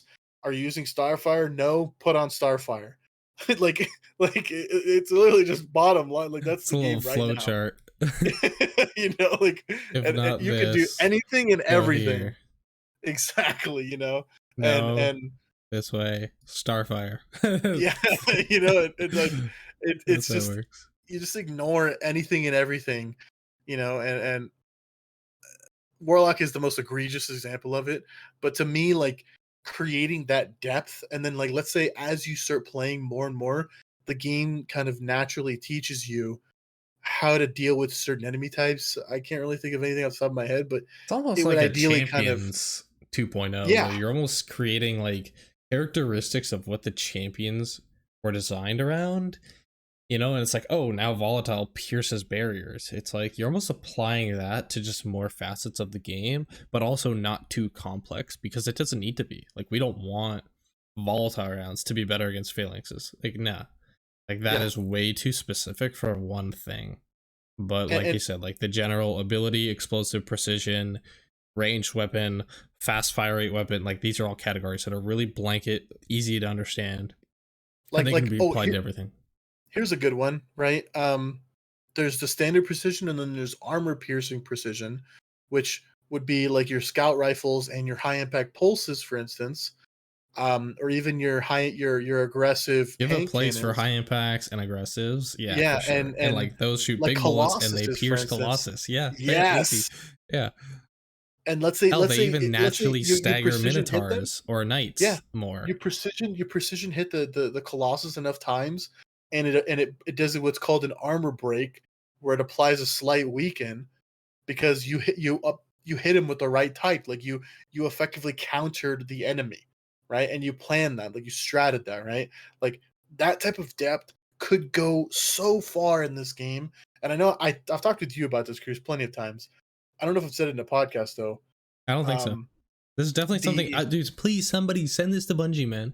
Quote this eh, like last 5 minutes of us talking and just send it to them. Tell them like that we're free and we're available to talk.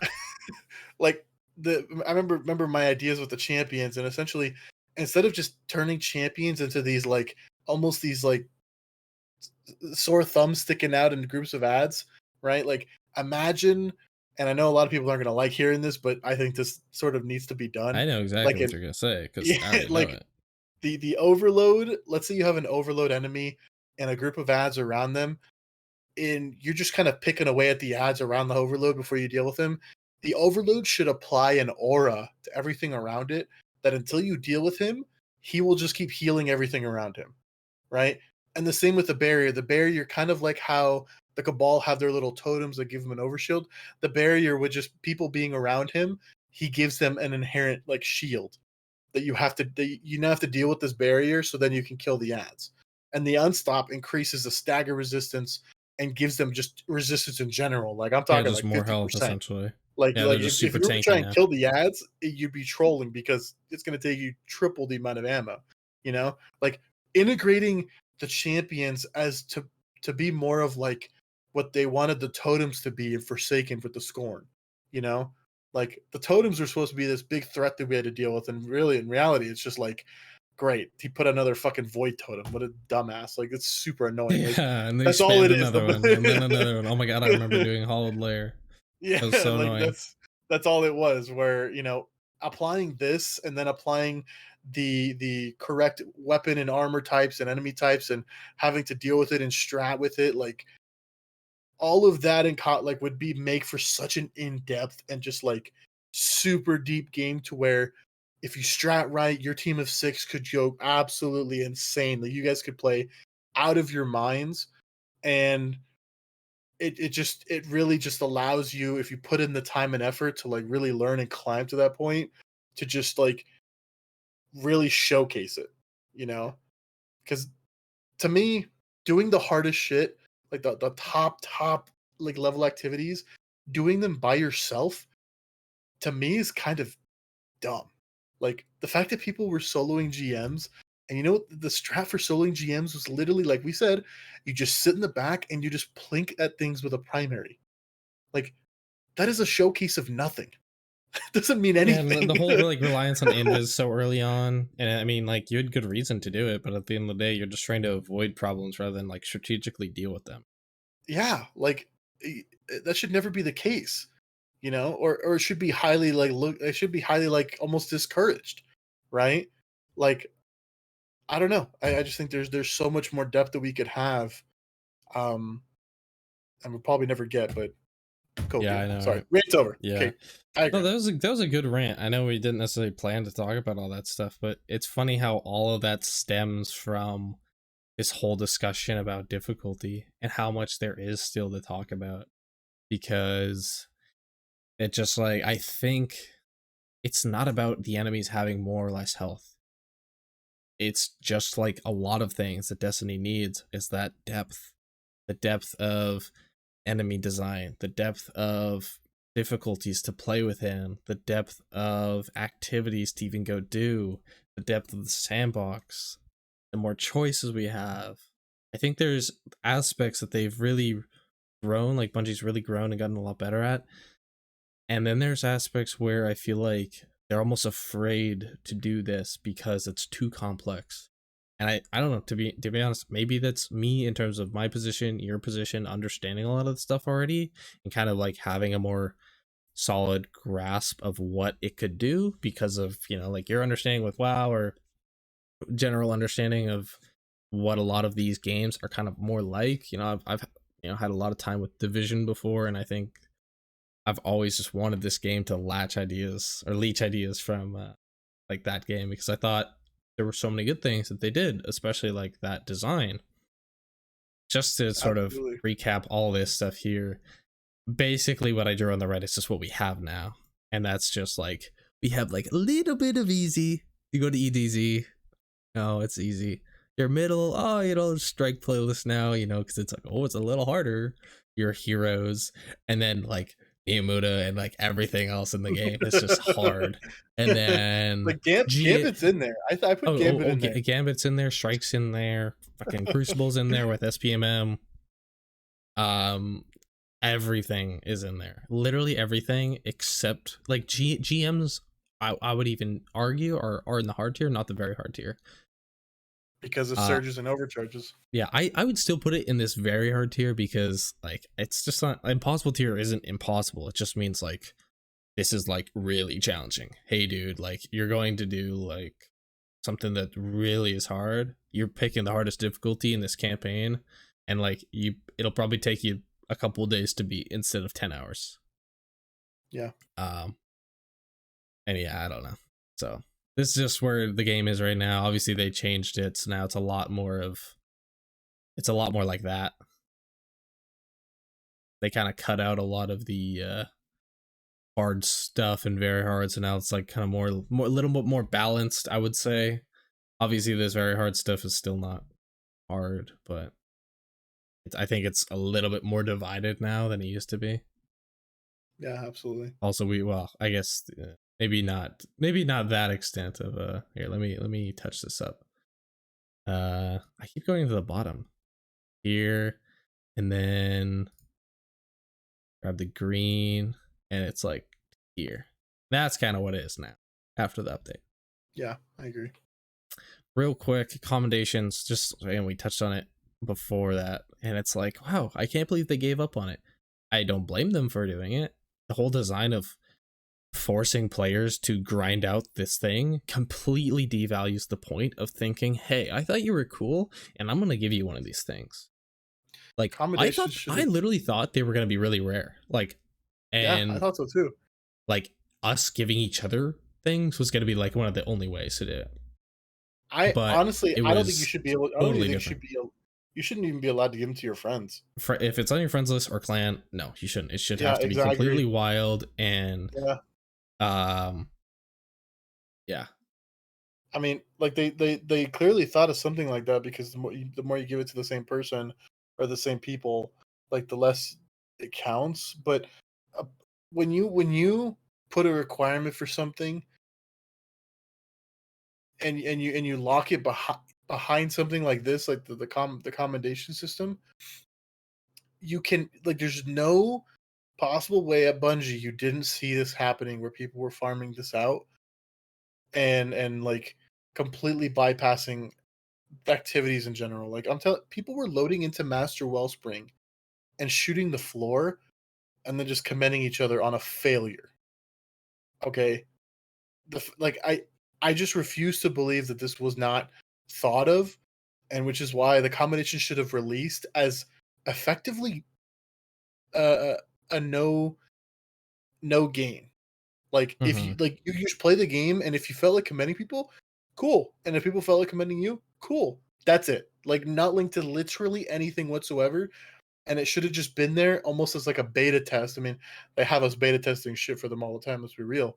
But Literally. like this should have just been a beta test of just putting it out there, not linking it to any Guardian rank, not linking it to anything possible whatsoever. It's just there. You want to commend? Go ahead, commend. If you don't care about commending or if you don't care about getting commended, you just leave activities immediately, right? And it would give Bungie a really good look at how the community would interact with the system if there's nothing behind it. But because they locked things behind it, it was abused. It was abused from day one. I mean, there was people, and there still are people egoing accommodation rank. Yeah, bro, I That's got rank 9. unbelievable. Like, not even your guardian rank, the commendation rank. Yeah, I know. Like actually That's farming that specifically to be like I have like 5,000 and you only have 500. that's That's weird. insane to me. Like, I don't know. It was clearly like the lack of forethought there.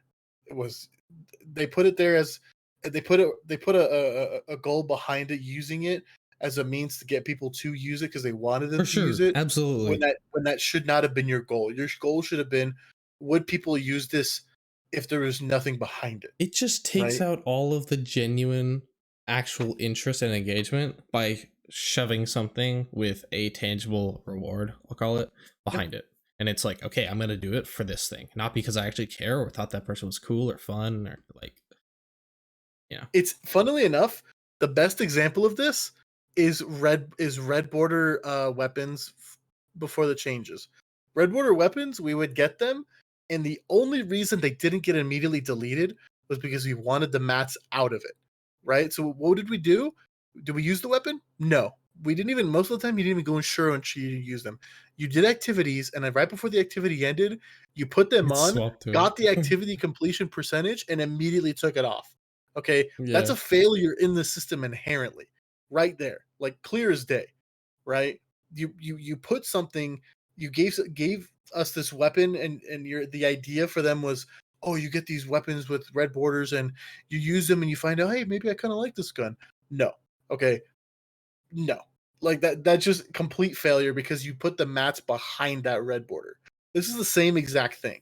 Like I would not be surprised to see combination leave everything entirely, and then they go to kind of like what I said, where it just exists, and if you want to use it, great. If you don't, no harm, no foul.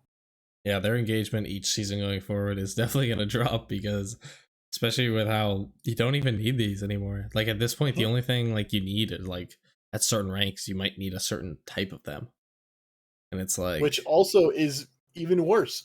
Like, yeah, because it's then you have actually people worse. asking for it. It's like, again, like it's not supposed to be something that you even have extra input on. It's like you yourself, you played with someone, did a LFG raid, and you know what? You want to give some out because you're feeling generous and you had a good time. Like, I thought you were pretty fun. I thought you were fun too. I should be able to give multiple fun ones out. You know? Yeah. I thought you were a good leader as a Sherpa. Everyone thinks that. Okay, there you go. He gets 5 of those. And Like, the funny thing is, let's say you Sherpa people through and you're like, I'll just do it legit and they'll give me all the blue leader ones I need, right? Well, you get to the end and they think they see that they immediately see because I think the green one's the first one on the left, and inherently people typically look from left to right, at least in yep. my circle Left of the person world. gets left one, right one gets right one. And what they do is they're not picking out names because again, the names aren't like clearly just like they're not like blatantly displayed over people's heads. You kind of got to look for them a little bit, and that's also a failure of the system because what they're going to do, what are they going to do? They're going to click on the left name, and like you said, they're going to click on the green card, and then click on the next person and click on the next card, right? Hmm. Like that's not.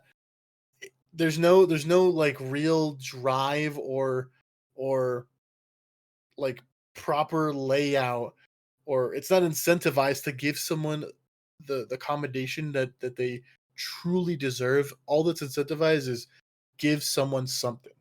That's it. Yeah, because that's all that matters. Especially when there's a pinnacle behind it. Which, I mean, now it only takes 5 to give, which is crazy because it's like one more raid. Or one Yep. raid instead of 4. That's crazy. It used to be like, that's a lot. You got to play each week just to get that.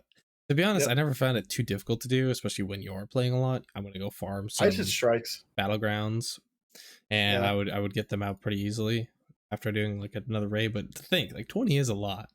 Yeah. So 5 is good. The rest of this is pretty non factor too much. The flare up is like the extra scorch And then under stacks. the weapons, the third bullet That point. well, no, I'm getting there. I'm getting there. Okay. Okay. Um, basically, just so you can't just stack them and just get an ignite too easily. Um, fixing an issue with target lock. Trey was not correctly deactivating on a miss. I knew it. I knew it. I knew it. I messed around with that weapon enough. The mortal, yeah, knew that was gonna happen. Feels bad for everyone who deleted any other good role because I doubt target lock remains the best. I think kill clip or killing wind are probably better. So, ha. But good fix because it was stupid. Still is. Whatever, sprinter. So Quicksilver, touch mouse too, but Quicksilver actually does 40% more damage now, which is real nice. This thing was already really good for Yeah. strand And stuff, if you used it and before, if I already, I used it for a while. I dude, know I Cruz used did. it. I've used it It felt so pretty much, good. and I still think it's decent because those missiles that shoot up every like Yeah. 5 bullets actually do like pretty good damage. And you Yeah. It switch to still your felt really good. GL, bam, make a tangle, swap back, shoot it, it blows up, suspends everything. Oh man, I love I this. just The whole synergy of Quicksilver is so good. I feel like you can make a strand build purely out of just Quicksilver, yeah, it's the ultimate strand and weapon in my opinion. I Like love it's using it. I honestly wish there was more competition.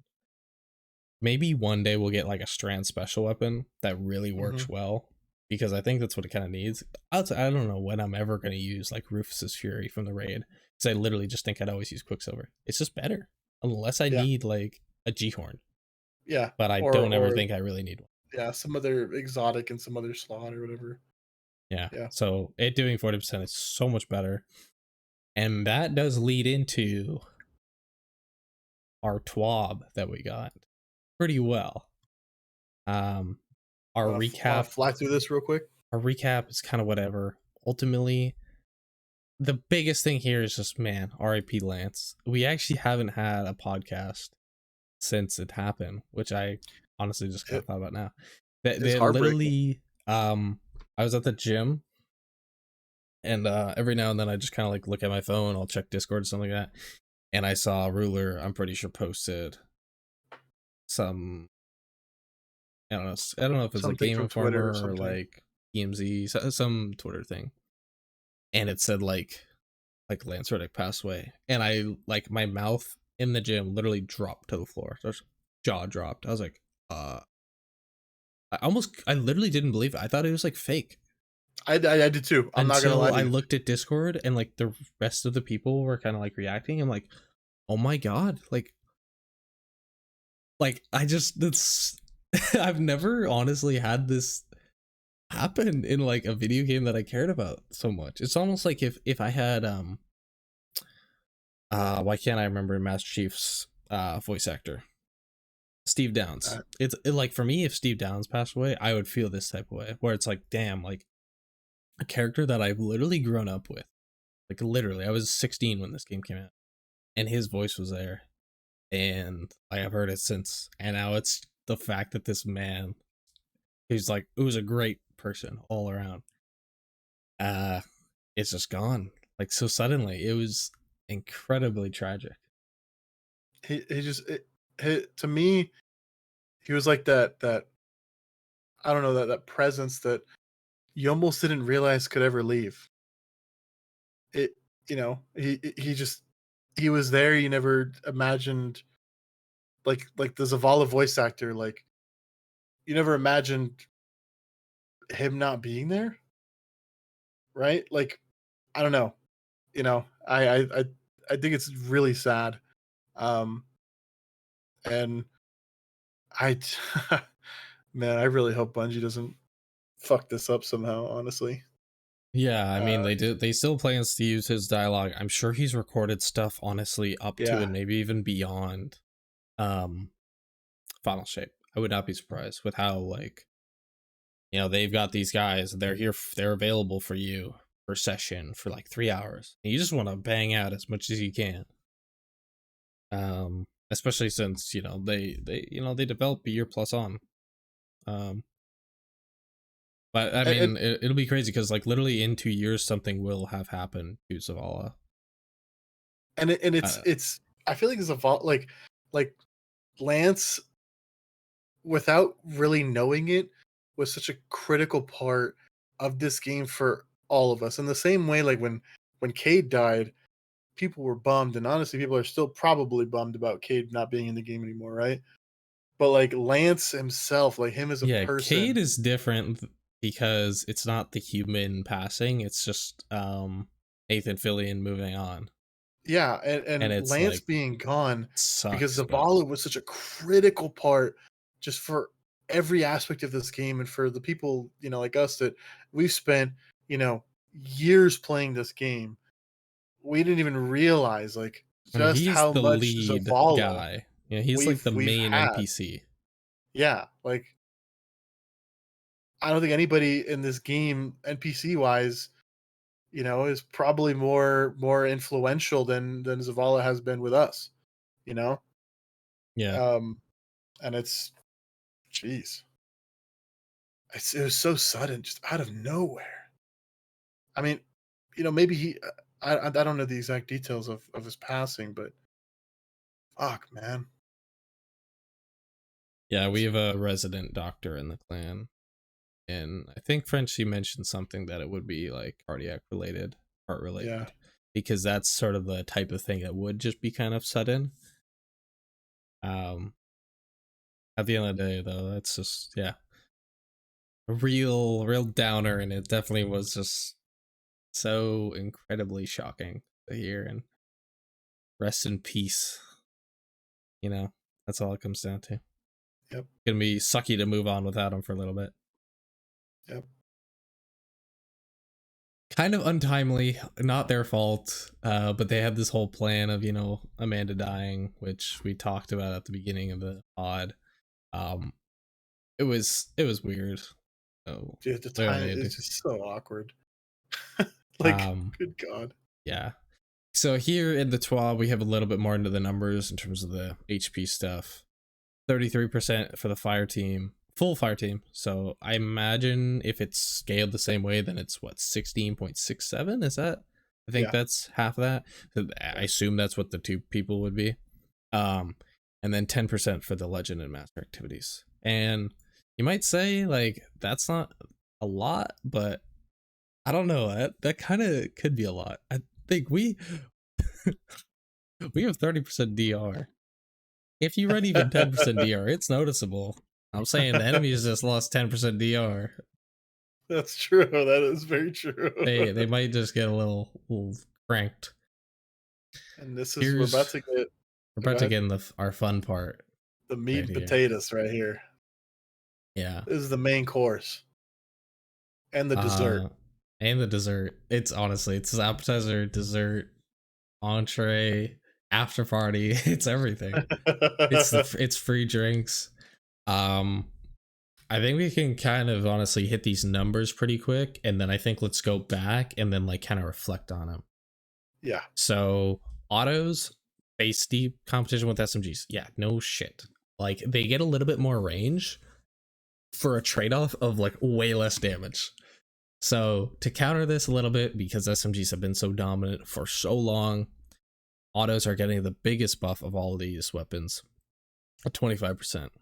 And that is crazy, especially again, anyone who's used Quicksilver and enjoyed it, that thing is getting the 40% plus the 25%. That thing is really, really coming in strong. I'm not kidding. That's gonna Oh be yeah. crazy.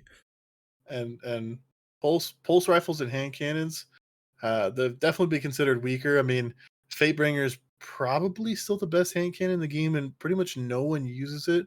Definitely just because it's like kinetic, it's got that extra Yeah, damage. It's got 10% more. But I but mean, it's like Zhao, it like came in with literally god roll perks, like everything you'd honestly want on a uh-huh. hand cannon. And it's still like nobody uses it. Yeah, and so basically, TLDR, pulse rifles, hand cannons don't have a place.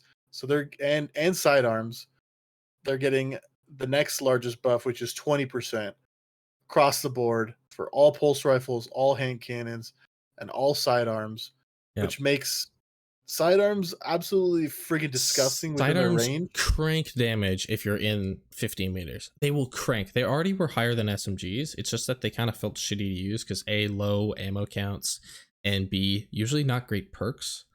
The perks are still kind of an issue because some of them don't really have that. But I actually think damn, the raid one they're is probably going to be one of the better ones. probably. Also the trials one, it can get Yep, it's a 2 burst. It can get demo AJ. That's yep. pretty good. And also, if you have a brass attacks, I can even pull up my dim so you guys know what I'm talking about. The chosen sidearm, it's a 2 burst void. Where is it? Help me find it I if you see it. I deleted mine. I Uh, looked at it earlier. Where's sidearms? There it is. This thing. I kept Rapid Frenzy, but if you've Rapid Frenzy or One for All, this thing is there's honestly pretty good. there's also the Throne World sidearm. With wait, what would you run on a Perpetual Adagio probably? Uh, I think I'd go Encore with the changes to Encore. Encore definitely does make it feel better. I will say that. You kind of Encore do have like Encore infinite range with Adagio, it. I don't even have one like anymore. this thing would be kind of disgusting. And it's that 2 burst frame, which this thing hits like a truck. So Mm-hmm. it's this is something not to be trifled with. And then pulse rifles, you have the what's it called? Is it the yesteryear? The Gambit one? Yeah, Gambit one is good. That's yesteryear here. Yeah, Like I have yesteryear ambitious is one tricorn. That's with really good. good rolls. It's got the huge perk pool. Smite of Moraine, like you just hovered over. Yeah, We Smite have is awesome. the Uh, Psyops Pulse piece is a piece of mind. the new Crucible one. I know people hate Autumn it, Wind. but I have the PvP one. Here it is. This is the other one. Yeah, Demo Frenzy. That's pretty good. Just Yeah. saying. Demo in the Um, first column on a primary is really, it's really always good. good, man. You know, I so mean, if you Unforgiven has been really strong throughout this entire expansion launch, yeah, that's literally Demo Frenzy, because same thing. Demo in the first column. Yeah, Demo and a damage perk, really, really hard to beat. And hand cannons are also getting that buff too, which brings a lot of things back, like you just talked about Zowie's Bane. We Sally's is have definitely like the good one. You've got Fatebringer as well. yep, And honestly, yep, I'm curious to see how the high impact or the aggressives feel with it too. Because if they yeah, get like more bottom one dollar. taps, yeah, exactly. If they get more one taps as a result of having all that, then you know, that really helps. Yeah, I mean, and then Who even even knows? posterity. Me, I was literally about to say, even like posterity or something like that. Yeah, Yeah, they all are. You know, rapid if po- for the 180s, if they just get a little bit more efficient, it's not a bad thing to use. It's crazy to think because pre the last hand cannon buff that we had, which is not too long ago, um, I bet that with this 25%, the 180s are doing what the 140s used to do. yeah. Wouldn't be I wouldn't be surprised. surprised if it was like literally that. Posterity be just going to be really, really strong because it's. I mean, the Braytech Origin perk is pretty solid, and it has Volt Shot. I mean, Volt Shot on a primary. I'd be surprised if a lot of people aren't a fan of it, but if you aren't, if you haven't tried it, if you're not convinced, try it. It's very good. Volt shot and frenzy is what I have on mine, just because I love Yeah, using frenzy in primaries. It just like the fact that you get a damage plus a reload benefit makes it so your other perk can be so many different things, and that's why I always love pairing demo with that because I basically have two different ways to reload while also having a really like solid damage buff. yeah, So, awesome. Like again, like the archetypes that are getting the most are the ones that need it, and then the ones that are good is just the scout rifle, right? Because they've got that recent buff as well. They're just getting that little bit nudge up to sort of make it a little bit more viable. But I still do understand that. Like, I don't think scouts should have gotten any more than 10. I'm happy that they got I agree. touched. I was worried that they're gonna get left behind, but 10% is a Because good buff. creeping into a scout rifle meta is very easy. I feel like people don't realize And they're just just so how easy it versatile. is to just creep into it. Yeah, because of their just solid perk pools, like solid range, solid damage. Like you get an explosive. I mean, for God's sake, the entirety of year one, Destiny 2 was a nameless midnight meta because it had explosive rounds. Mhm. That was it. That's all it took. Nothing else mattered except nameless midnight. And because it had basically infinite range, and really solid damage. You didn't even need a headshot with it. It's very easy to fall into a scout rifle meta where it's just like they say in the post here, sit as far away as possible and just plink. That you don't want that. That's not a game you want to play. Yeah, because ultimately, like, there's a reason that people have always liked using SMGs as well. It's because not only are they just like really good damage, but they're also fun to use. And there was never really too big of a trade off into situations where you would have to sit back and plank. But would that ever be the case? You know that we'd instantly be pulling out our scouts and our bows and just sitting back and just getting them weak. All right, they're And dead. Next thing over. yeah, and speaking of the bows, they basically are scaling everything off of SMGs and bows. That is their benchmark because they recognize just how like oppressive those two like archetypes are, um, and how strong they are. And basically, they're taking SMG's bows. This is baseline now, and then they're tuning everything as that being baseline, which is good. Recognizing what the strongest thing is and bringing everything else to that level is the right way to do it. Mm-hmm. Yeah, like I think bows are still, to be honest, I think they might always feel a little bit out of place just because they're so different. Um, they need to be doing a lot of damage, but they can't be doing so much damage to where you can just always be using them and they're always just going to be killing the most efficiently. Yeah, I mean, Um, I but don't know what they. I think SMGs are like literally how every primary basically should be right now, which is just good. So, I almost, what about this idea? This just came to me. This is kind of crazy. But what if they made bows a special weapon? I mean, yeah, I think the same way Ariana's works, bows can work, you know? Like, because to me, just as a primary, it just feels off. I think I completely agree. And it looks like, and the rest of this twab, they're talking about weapon archetypes here. Um, the Ikellos SMG apparently had some sort of special coding to it. Oh, of course it did. It always has an issue. It had way better stats, and now it's got more Yeah. zoom, and now it's got less recoil, and now it's So just like, come basically, on, they're constantly fixing hopefully, this thing. if you're a PvP player, hopefully you see less PK Titans running at Kelos, because I'm sure that was really fun to play against. Yeah, and Immortal will Fusions have its meta, but it'll be gone soon. Don't worry. fusions are getting rapid fire fusions are getting changed, which is slightly scary. Um, definitely Yeah, some farm out your PvP people battlegrounds. are a little scared of it. I don't know. We'll see. Because I still think shotguns are so good. Like shotguns with like the change of accuracy and spread. Um, I think these are I just think going to kill they're from just far further away, though. for sure, but it's something you can't just be like, bam, they're dead. And just react. And that's always the trade off of a fusion. Yeah, So personally, no doubt, people will totally cry about these. I just hope Bungie doesn't knee jerk reaction and nerf them again. Just because they're good at what they're supposed to be good at. Like, it's okay if a fusion rifle can kill you from 15 meters away. The trade off yeah. is I always think just the charge. And it's like, just listen, there's times where I have a shotgun and I'd much rather have it because of how I can play with it versus a fusion. yeah. I mean, you're going to see those PK Titans are going to be putting on Antaeus and One Eyed Mask probably. That's definitely gonna help with the fusions And a Tejas will be lot great. more. Oh yeah, especially This is with great for that stuff because you can the slide peek so new much easier. the new Nihamuna fusion can come with Kickstart, Mm-hmm. so that's gonna be particularly disgusting. Yeah, that's why they had to And preview this because they know it's going to be meta. and the Not only trace for rifle PvE, but also PvP. and the trace rifle change, they actually upped the precision mod. No, No, they upped base, the base lower damage precision. and lowered the precision.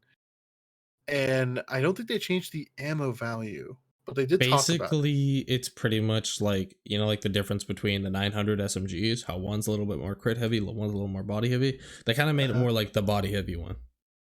Yeah. Which, So, honestly, fine. People still aren't uh, going to use them very often. Fine. yeah, and when they do get used, they just won't like insta melt like somebody who's cheating could do. Yeah. It And counters cheaters. here's probably one of the larger changes. Um and you want to take this one so I can take the one after? Yeah, I know. Cause you see this, and you're gonna Yeah. wanna, talk about that. For sure. I mean, as somebody who's used CloudStrike a lot recently, I am excited for these changes. Um, I'll lead off real quick by just saying that I don't know where adaptives fit in the meta. With this change, because ultimately, I feel like with the mag and reserves, like essentially total ammunition being increased by 30%.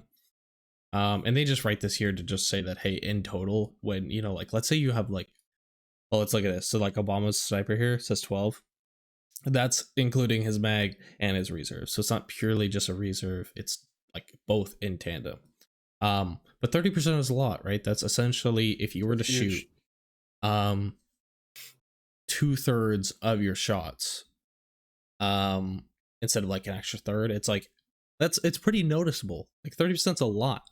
If you're using an adaptive and let's say you could one shot, like, I don't know, some enemies, but some you couldn't, with a rapid fire, you basically did the same thing, but you're using an extra bullet per. Now that extra bullet per won't actually matter too much because you've also got the 30% to compensate. And that's definitely always been a concern and issue with these. It's just that their total ammo was always just weak because of how fast they burn through it. Basically saying here in PvE they're fast RPM, but standard inventory sizes, meaning like it's kind of the same as all the other snipers, means you constantly feel low on ammo. And totally, like it's definitely like the biggest issue. I In could tandem with taking away that 50% recoil, just to finish this off, yeah. they do touch this as like a PvP thing, which is totally fair because the idea of having to follow up a high recoil shot, having it to need to be a headshot compared to if I'm just using an ag frame and I just double body, like that is such a low skill. Um, I still have to get another headshot even if I do miss. So I think it's fair to require one of those to still be a headshot, but also having lower recoil to sort of compensate that. But to my angle, that just means it's easier to full auto and just hit more triple taps, which is really cool. And I was gonna say, I'm pretty sure Cloud Strike with reserves, like right now with the reserves chest piece, I think you get up to 28 shots. Is it? 28 sounds right. 28 shots, and so 30%. That's almost 10 bullets. That's like 9 bullets. 8, it's 1.3. 36 bullets. That's a lot of sniper bullets. Yeah, like that's insane. Like that's so much ammo that it's just getting, and Especially with it having triple tap too. Like, and I know my team before the day one, we were doing testing with Thunderlord, and we were like, why not? Might as well go all into Thunder. We tested Cloud Strike, which actually was, if we ever ran out of Thunderlord and didn't have enough ammo, our plan was literally to swap to Cloud Strike, because Cloud Strike's damage is actually really good. Like comparatively to a lot of things, it's with, especially with Divinity, also with Divinity, of course, mhm. is very very good. And with, because now it's triple tap and it just spawns ammo out of thin air. Any gun that has triple tap or like 4 times already becomes a contender usually, and adding to the reserves here and reducing the recoil. Holy moly, man! Like Yeah, it just got so much better. definitely good changes. Yeah. Um. You wanted to talk about this exotic. Is your favorite exotic? Oh God. Yeah. The final warning. I racked up about This is the one three you wanted to thousand talk about. hours in final warning. I have over 5 million kills with final warning. Wow, that's it. I thought you Um, had 6 million now. I Well, that was about 2 hours ago. I'm at 15 million now. Oh, okay. Yeah. 15. That's a big jump within You don't recording understand. the podcast. You got 10 million. God Yeah, damn. I've been farming. Okay. Oh, that's what you're doing? Let me check Yeah. Steam real quick. No, just kidding. um. So yeah, final warning: can't cheese people through barricades. Nice, Nice. Good. nice. Uh Terrible along with Terra a Ikelos. a pretty big nerf here, and it needed it. And I remember Yeah. saying this years ago. I think I I told actually this to you like how too they did before. this though. I think it's a good change. I told them, well, not I told them, but I said this forever ago. If they ever gave you a way to hold any energy when you swap off Teraba, this gun would be broken. Okay. Hmm. And that's exactly what happened. This gun, you got to maintain some of the energy from swapping it, and it just became a monster in PvP. Because before it was just a no win scenario because you were basically just primary the whole game. You couldn't do anything. Yeah, it's It was a full especially back loss. then with Yeah, specials being so good.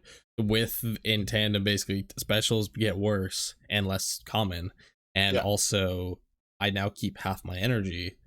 I mean, I just had Ravenous Beast, and you can't beat a Ravenous Beast. Somebody peeks with Ravenous, you are dead. yeah. You're dead. They Even move if they see faster. you for a They split have second. like crazy good reload. They have crazy good slide distance. They have insane TTK because all of a sudden they're shooting at like 1,000,000 RPM. Like it, Ravenous gives so much. People don't know this, but it gives like 8 different buffs to you. Yep. And I think ultimately just hey, knock down the zoom a little bit. Right now, it's zoom is such a big factor for PvP, especially on these like normally low range things, to make them higher range. That's why rangefinder is always so good. And then also reducing the energy generated from 3 to 1%, just from taking damage. This is all about just taking away the passive, the defensive stuff. You could still go ape and just get a bunch of kills and still get it pretty much just as fast, which is good. Hmm. But you can't But now just you, chill and build it. And now, oh, I've shot a little bit of damage. Oh, I've taken a little bit of damage. And now I'm just going to, kick it in overdrive and just push these little bees and just murder them all. yeah. And the big one that I wanted to talk about, Revision Zero.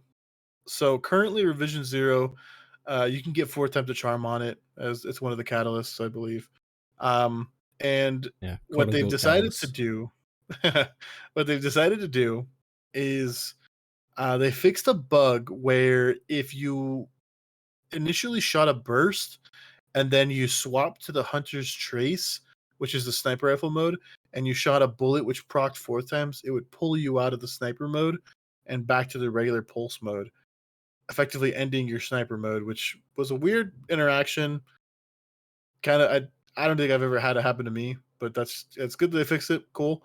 Um, but the big thing here is they increased the PVE damage of the Hunter's Trace rounds by 25%, and that's the sniper round. You get 4 of those. And this sniper round also works with fourth time's the charm. So if you get 4, you shoot 4, you get 4 precision hits, you get 2 free shots. All of these are buffed by that 25%, and they increase the PvE damage of the Hake heavy burst round by 75%. And here is the kicker. Here is the cherry on top. This exotic is affected by the 20% buff that pulse rifle is getting that we just talked about. Okay. So not only is it getting this flat 20% increase in damage, it is now getting another 75 to the 2 burst fire mode and a plus 25 to its sniper rifle fire mode. Okay. I don't think I'm I've not gonna ever lie. seen another gun get more buffs all at once. This is one of the most Yeah, insane 180s I've ever seen. this thing, it on paper is going to be a monster, and it is an exotic weapon, an exotic primary, which already has an innate 40% buff against red bars. Okay, this thing's gonna be crazy. Like, yeah, it's competing with things like Striga and other really solid primaries, but why do you need to poison things when it just dies to a single burst? Right? Yeah, man. Like this, like It I don't think I've ever seen something like 75%. Like that And this is thing has intrinsic anti-barrier, which works against phalanxes, which works against hobgoblins. Like, taking it vandals, completely, their bubbles. yeah, yep, exactly. And that sniper round, if you've never shot it before, that thing hits really hard. And with that 25% buff, and I'm not even sure if the 20% buff to the weapon also includes that special sniper round because it is harder to pulse, I guess. I If it think it is, holy does. moly! I think it Like, does, but this I thing can't is say gonna for certain. be, in my opinion, like, absolutely insane. Straight up. Like, Yeah. I know I'm gonna put mine on. I'm gonna start playing with it pretty soon here towards the end of the season. Just kind of use it in just, everyday activities and whatnot. And once the buff comes in, you should feel it immediately. I mean, I think to me, the best role in this thing is like what Vorpal 4 times, like at least for For PvE. Like, sure. it's just so I good. mean, Outlaw is good too. Or I think it is Outlaw. It is Yeah, I think you can Rapid, get I know Outlaw. that. Yeah, And like, so I think having like a reload can also be nice too. But if you, I guess it kind of depends. Like, if you want to invest a little bit more in making Hunter's Trace better, then fourth times. But if you want to just have like your general heavy burst or light burst weapon be a yeah. little better, But I then you think go like Outlaw Outlaw Rapid or Hit. Rapid Hit. Yeah. But like, this thing is gonna be a powerhouse, and it's effectively gonna be that weapon that you can just run as your secondary. I mean, forbearance per usual. You I could just think run. it's a very versatile weapon, and it's just Yeah, crazy. I think about it like it all like the only thing I can think about is like Levy Breath over the last like 3 updates it's had yeah, having as much of a change because Levy Breath got like the volatile, the Archer's Tempo added to its catalyst. It had an initial like 10 or 20% buff, and then it also got the 30% to champions. And it's like imagine all of that coming in one update. That's pretty much what I yep. feel about this. Like, I think what I'm gonna try and do is use this with like a Oh, shotgun. they say. Oh wait, Um, never mind. I I was was just gonna, making like, notes. because this thing has crazy range. It's basically a sniper rifle, um, and then I can use a shotgun with it, and then maybe like a regnant with like a envious explosive roll or something, right? Mm-hmm. Um, like this, I think Revision Zero is going to be kind of insane. Definitely look out for this. Mm-hmm. Um, to kind of finish off some other stuff, this is that ag frame SMG nerf that I'll touch. The Ikelos and Teraba and mainly Immortal, probably the most. They've been like super good in honestly both PvE and PvP for really long. I really hope they don't nerf it in PvE though by also touching in PvP. Like I don't know. Because like I just don't want them to feel dead. But to be honest, listen, if ag SMGs have to die so that all these other changes, come in, so be it, Sign me up. man. I'll be Sign happy me with up. my auto and pulse and hand cannon. Yep. And honestly, I will forget about my Unforgiven. I'll forget about borrowed time. I'll just enjoy the new things. I'll be chilling. hmm I get to Have you bust out my Amit AR2 again with yeah, the ambitious 450. incandescent. Yeah, the thing is, I wish they were still a little bit scaled because like 360s and 450s for autos at least Definitely still need Yeah, some more love, but like whatever. Sweet Sorrow's back on the menu. You know what I'm saying? and the Lod Brock C, dude, the one that the gunsmith's selling, you know, Ah, my the baby. 360, the Sweet Sorrow. Oh, Sweet Sorrow. If you don't have a Sweet Sorrow, I'm sorry, you're It missing just out. feels so good. Stats 1 on this weapon is better than any other weapon with Stats 1. It's just something to it, but literally makes it turns to Super Saiyan. Yeah, your Lodbrock. It's right here, man. It's Yeah, it's got 4 times target lock and extended mag. Bro, this is literally the it has a pendant. DPS It has a king. pendant. It has a pendant. Oh, okay, that's the other one. Yeah, I know like this shows default stuff, so yeah. The one in the wow. gunsmith, it has a pendant Thank also. God. So Thank God. yeah, I, that's You can't lose that. Look at that reload. Oh my God, that's so bad. Wait, that's point. What is that? 0.45 reload. Oh my God, that's insane. Almost half a second. Oh my God, get off my screen.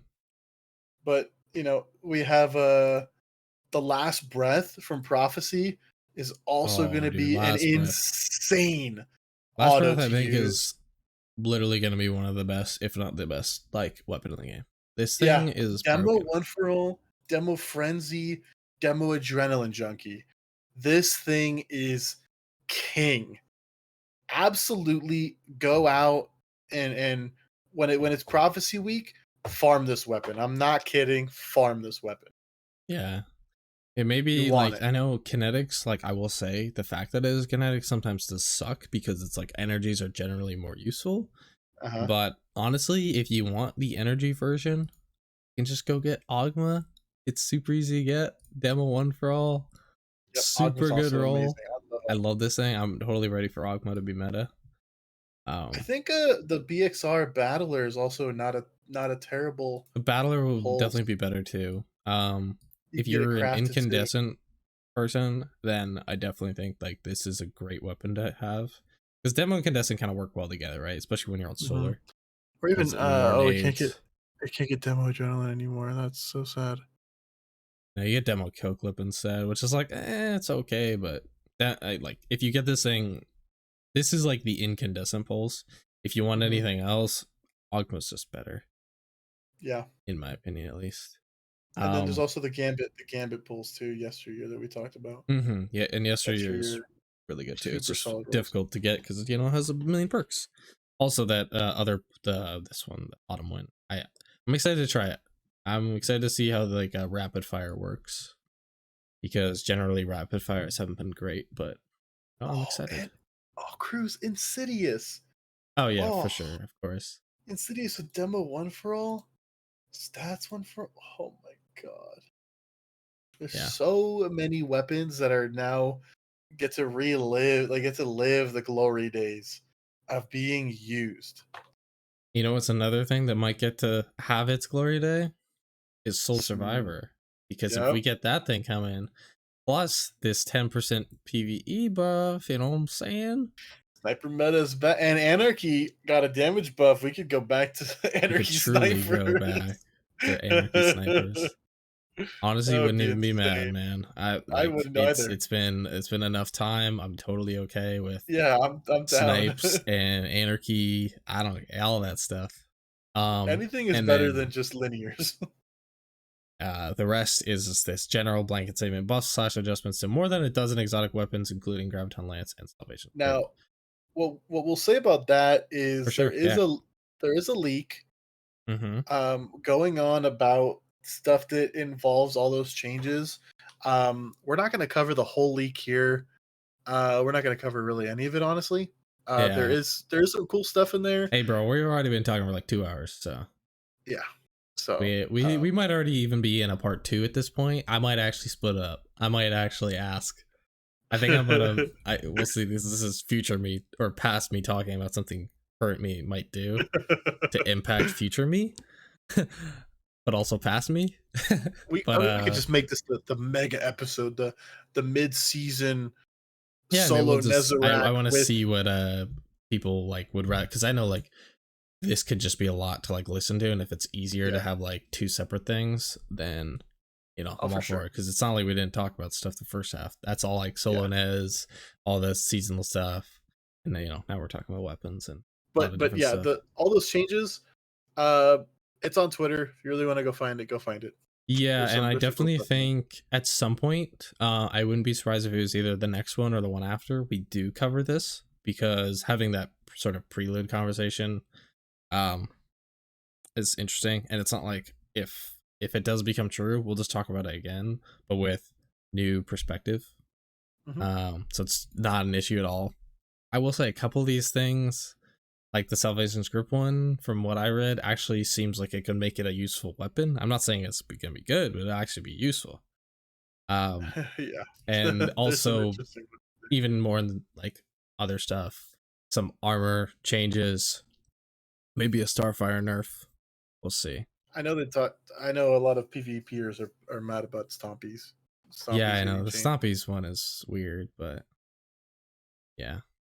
Also like this thing here, this rangefinder one, they're totally gonna murder. I swear. Because Yep. Zoom has way too much impact on literal range. Yeah. And like all of this basically just saying that it's basically too good at too many things. Basically allowing weapons to exceed its intended engagement ranges. It's always done that. Anything with rangefinder is just better range, right? Mhm. Because not only are you boosting the range stat, you're also getting the zoom, and the zoom stat is completely broken. Yep. So it'll do something other than that. It'll do something where it doesn't affect zoom, or I don't know. Like maybe literally just give range. I don't know. But We'll this have is we'll have to see. that's gonna be a PvPers are in big PvP shambles. change. Um, the Kvasov thing is basically that they didn't want people holding glaives and bows, like weird weapons or And like looking machine really gun. wonky. So they're like, why not just put the first weapon we've ever used? It's like, Yeah, it's just I a don't know. default animation model, basically. That's why Which, whenever you see the combination screen, everybody's holding the cost of. yeah, and it's totally fine. Yeah, it's This whatever. little thing was pretty funny to see. It's just like dead body crow. It's like almost like just picking up like the like ragdoll version of it. It's like, Yeah. but it looks so good here. Um, have you seen this reticles thing? Yeah, that's interesting. It's just a way I'll of. play it, but it's really cool. Like I love the sort of more interactive display. So like the fusion has like the charge build up on the bottom here. Yeah. Um, like the sword icon of like charge, uncharged, and just like the general look of it. Like it looks so good. Um, the different charge for, let's see it here, boom, like having the width. All of these like visual cues tell you, hey, you've got this thing applied. It's just great info to have on the for the player where they don't have to look over here. They can keep looking at what they're doing and you've got the information. And what this tells me is Bungie wants to keep your eyes forward. They don't want your eyes averting other places. They want to keep you engaged. And that's really good. That's really smart.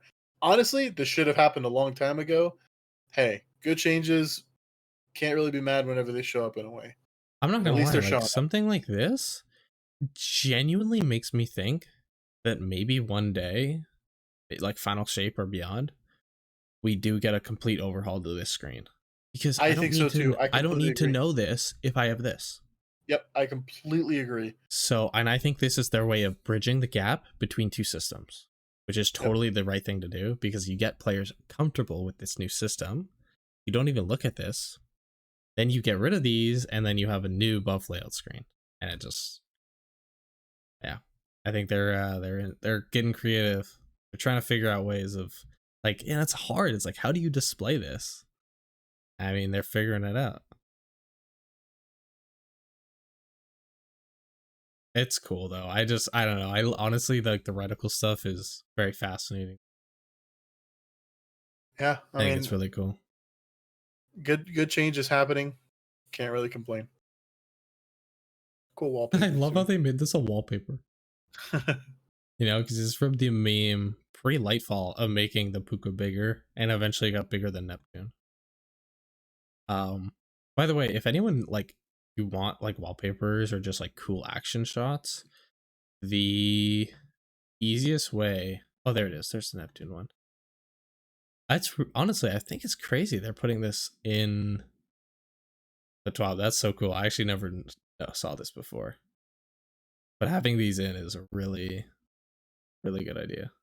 Yeah. People will love this. Um, but down here, if you go to the news, no, not the press room, and then screenshots or photos. Screenshots had some stuff. It has all of this. That has like new arms dealer things. This is where a lot of people get like their thumbnails, YouTube content creators and stuff like that. Like, new weapon review from the raid.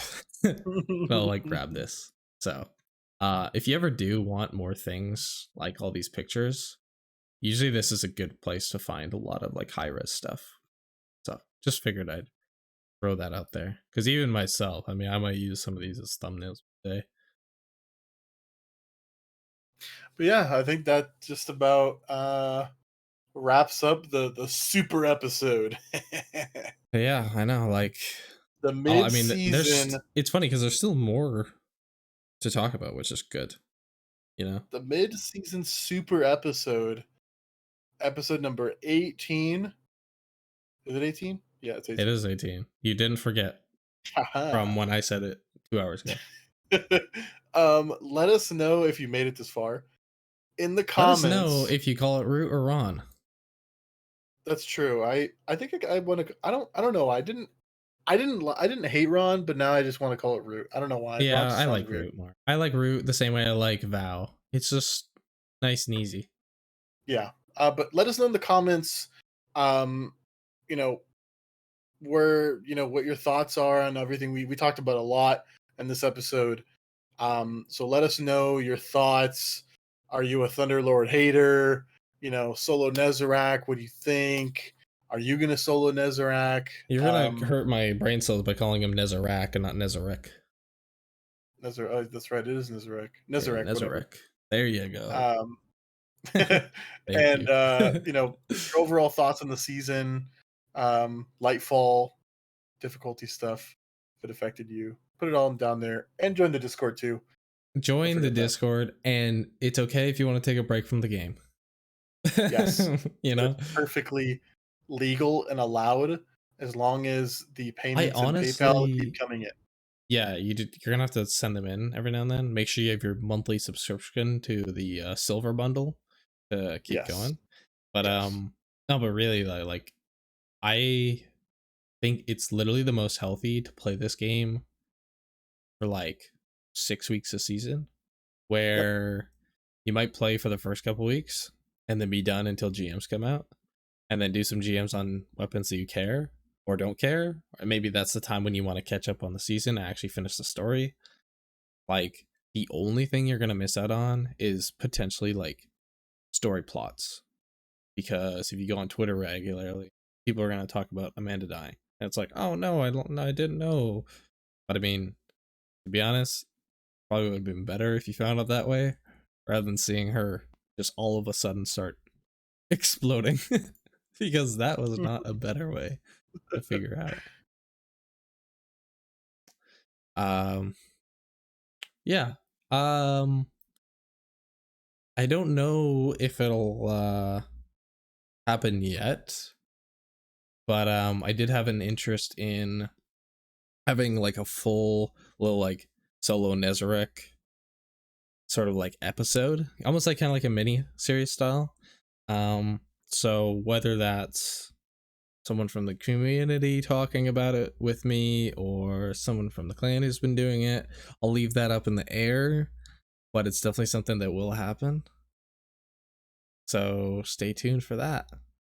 We're yeah, gonna maybe, basically go through all of the Nezarec stuff, basically from how it truly originated and basically try to go through the entire timeline until Mr. Snazzy killed. yeah, that'd be cool. I think it'd be cool to talk to Moople and Moople, Zemo, and Salt maybe. No, maybe not Salt. Salt kind of came at the end there. Yeah, Salt's kind of his T, I think T. ammo. T I would be think good too. Moople, T, and Zemo. Those guys are putting in the legwork Hmm. on a lot of this. um, working together with, just tons of people from the community and putting in a lot of stream hours too. Dude, the amount of stream hours, crazy. I could not do all that rat stuff. Well, at one point in my life I could, but Not you anymore. know, some work, a little bit of school, a lot of gym, a little bit of girl time. You know what I'm saying? Hmm. She eats up my time. Wouldn't have it any other way. Um, yeah. Thanks so much for listening, everyone who's sticking around.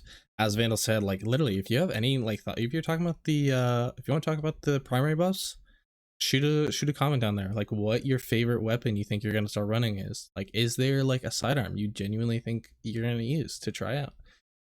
We want to hear it. Join the Discord. You can kind of keep the discussion going there. And yeah, I think I'll probably be back with that Nezarec episode. If not, I don't have another video before that. So without further ado, we're gonna end this episode. Thanks for being here. The Vandal, do you have super anything to say? episode. The super episode. Yeah, Follow great our big episode. socials. Twitter, Cruz posts his gym progress on there. So if you want to Mm-hmm. save those videos I gotta for, have an actual true gym episode. Maybe get some gym member of the community to talk about it too. Maybe a that'd be couple of cool. us. Maybe a little roundhouse. That would be cool. Yeah, get a couple of people to talk about it. Even just for like Yeah. 20-30 minutes, talk about like man, because I know it's intimidating.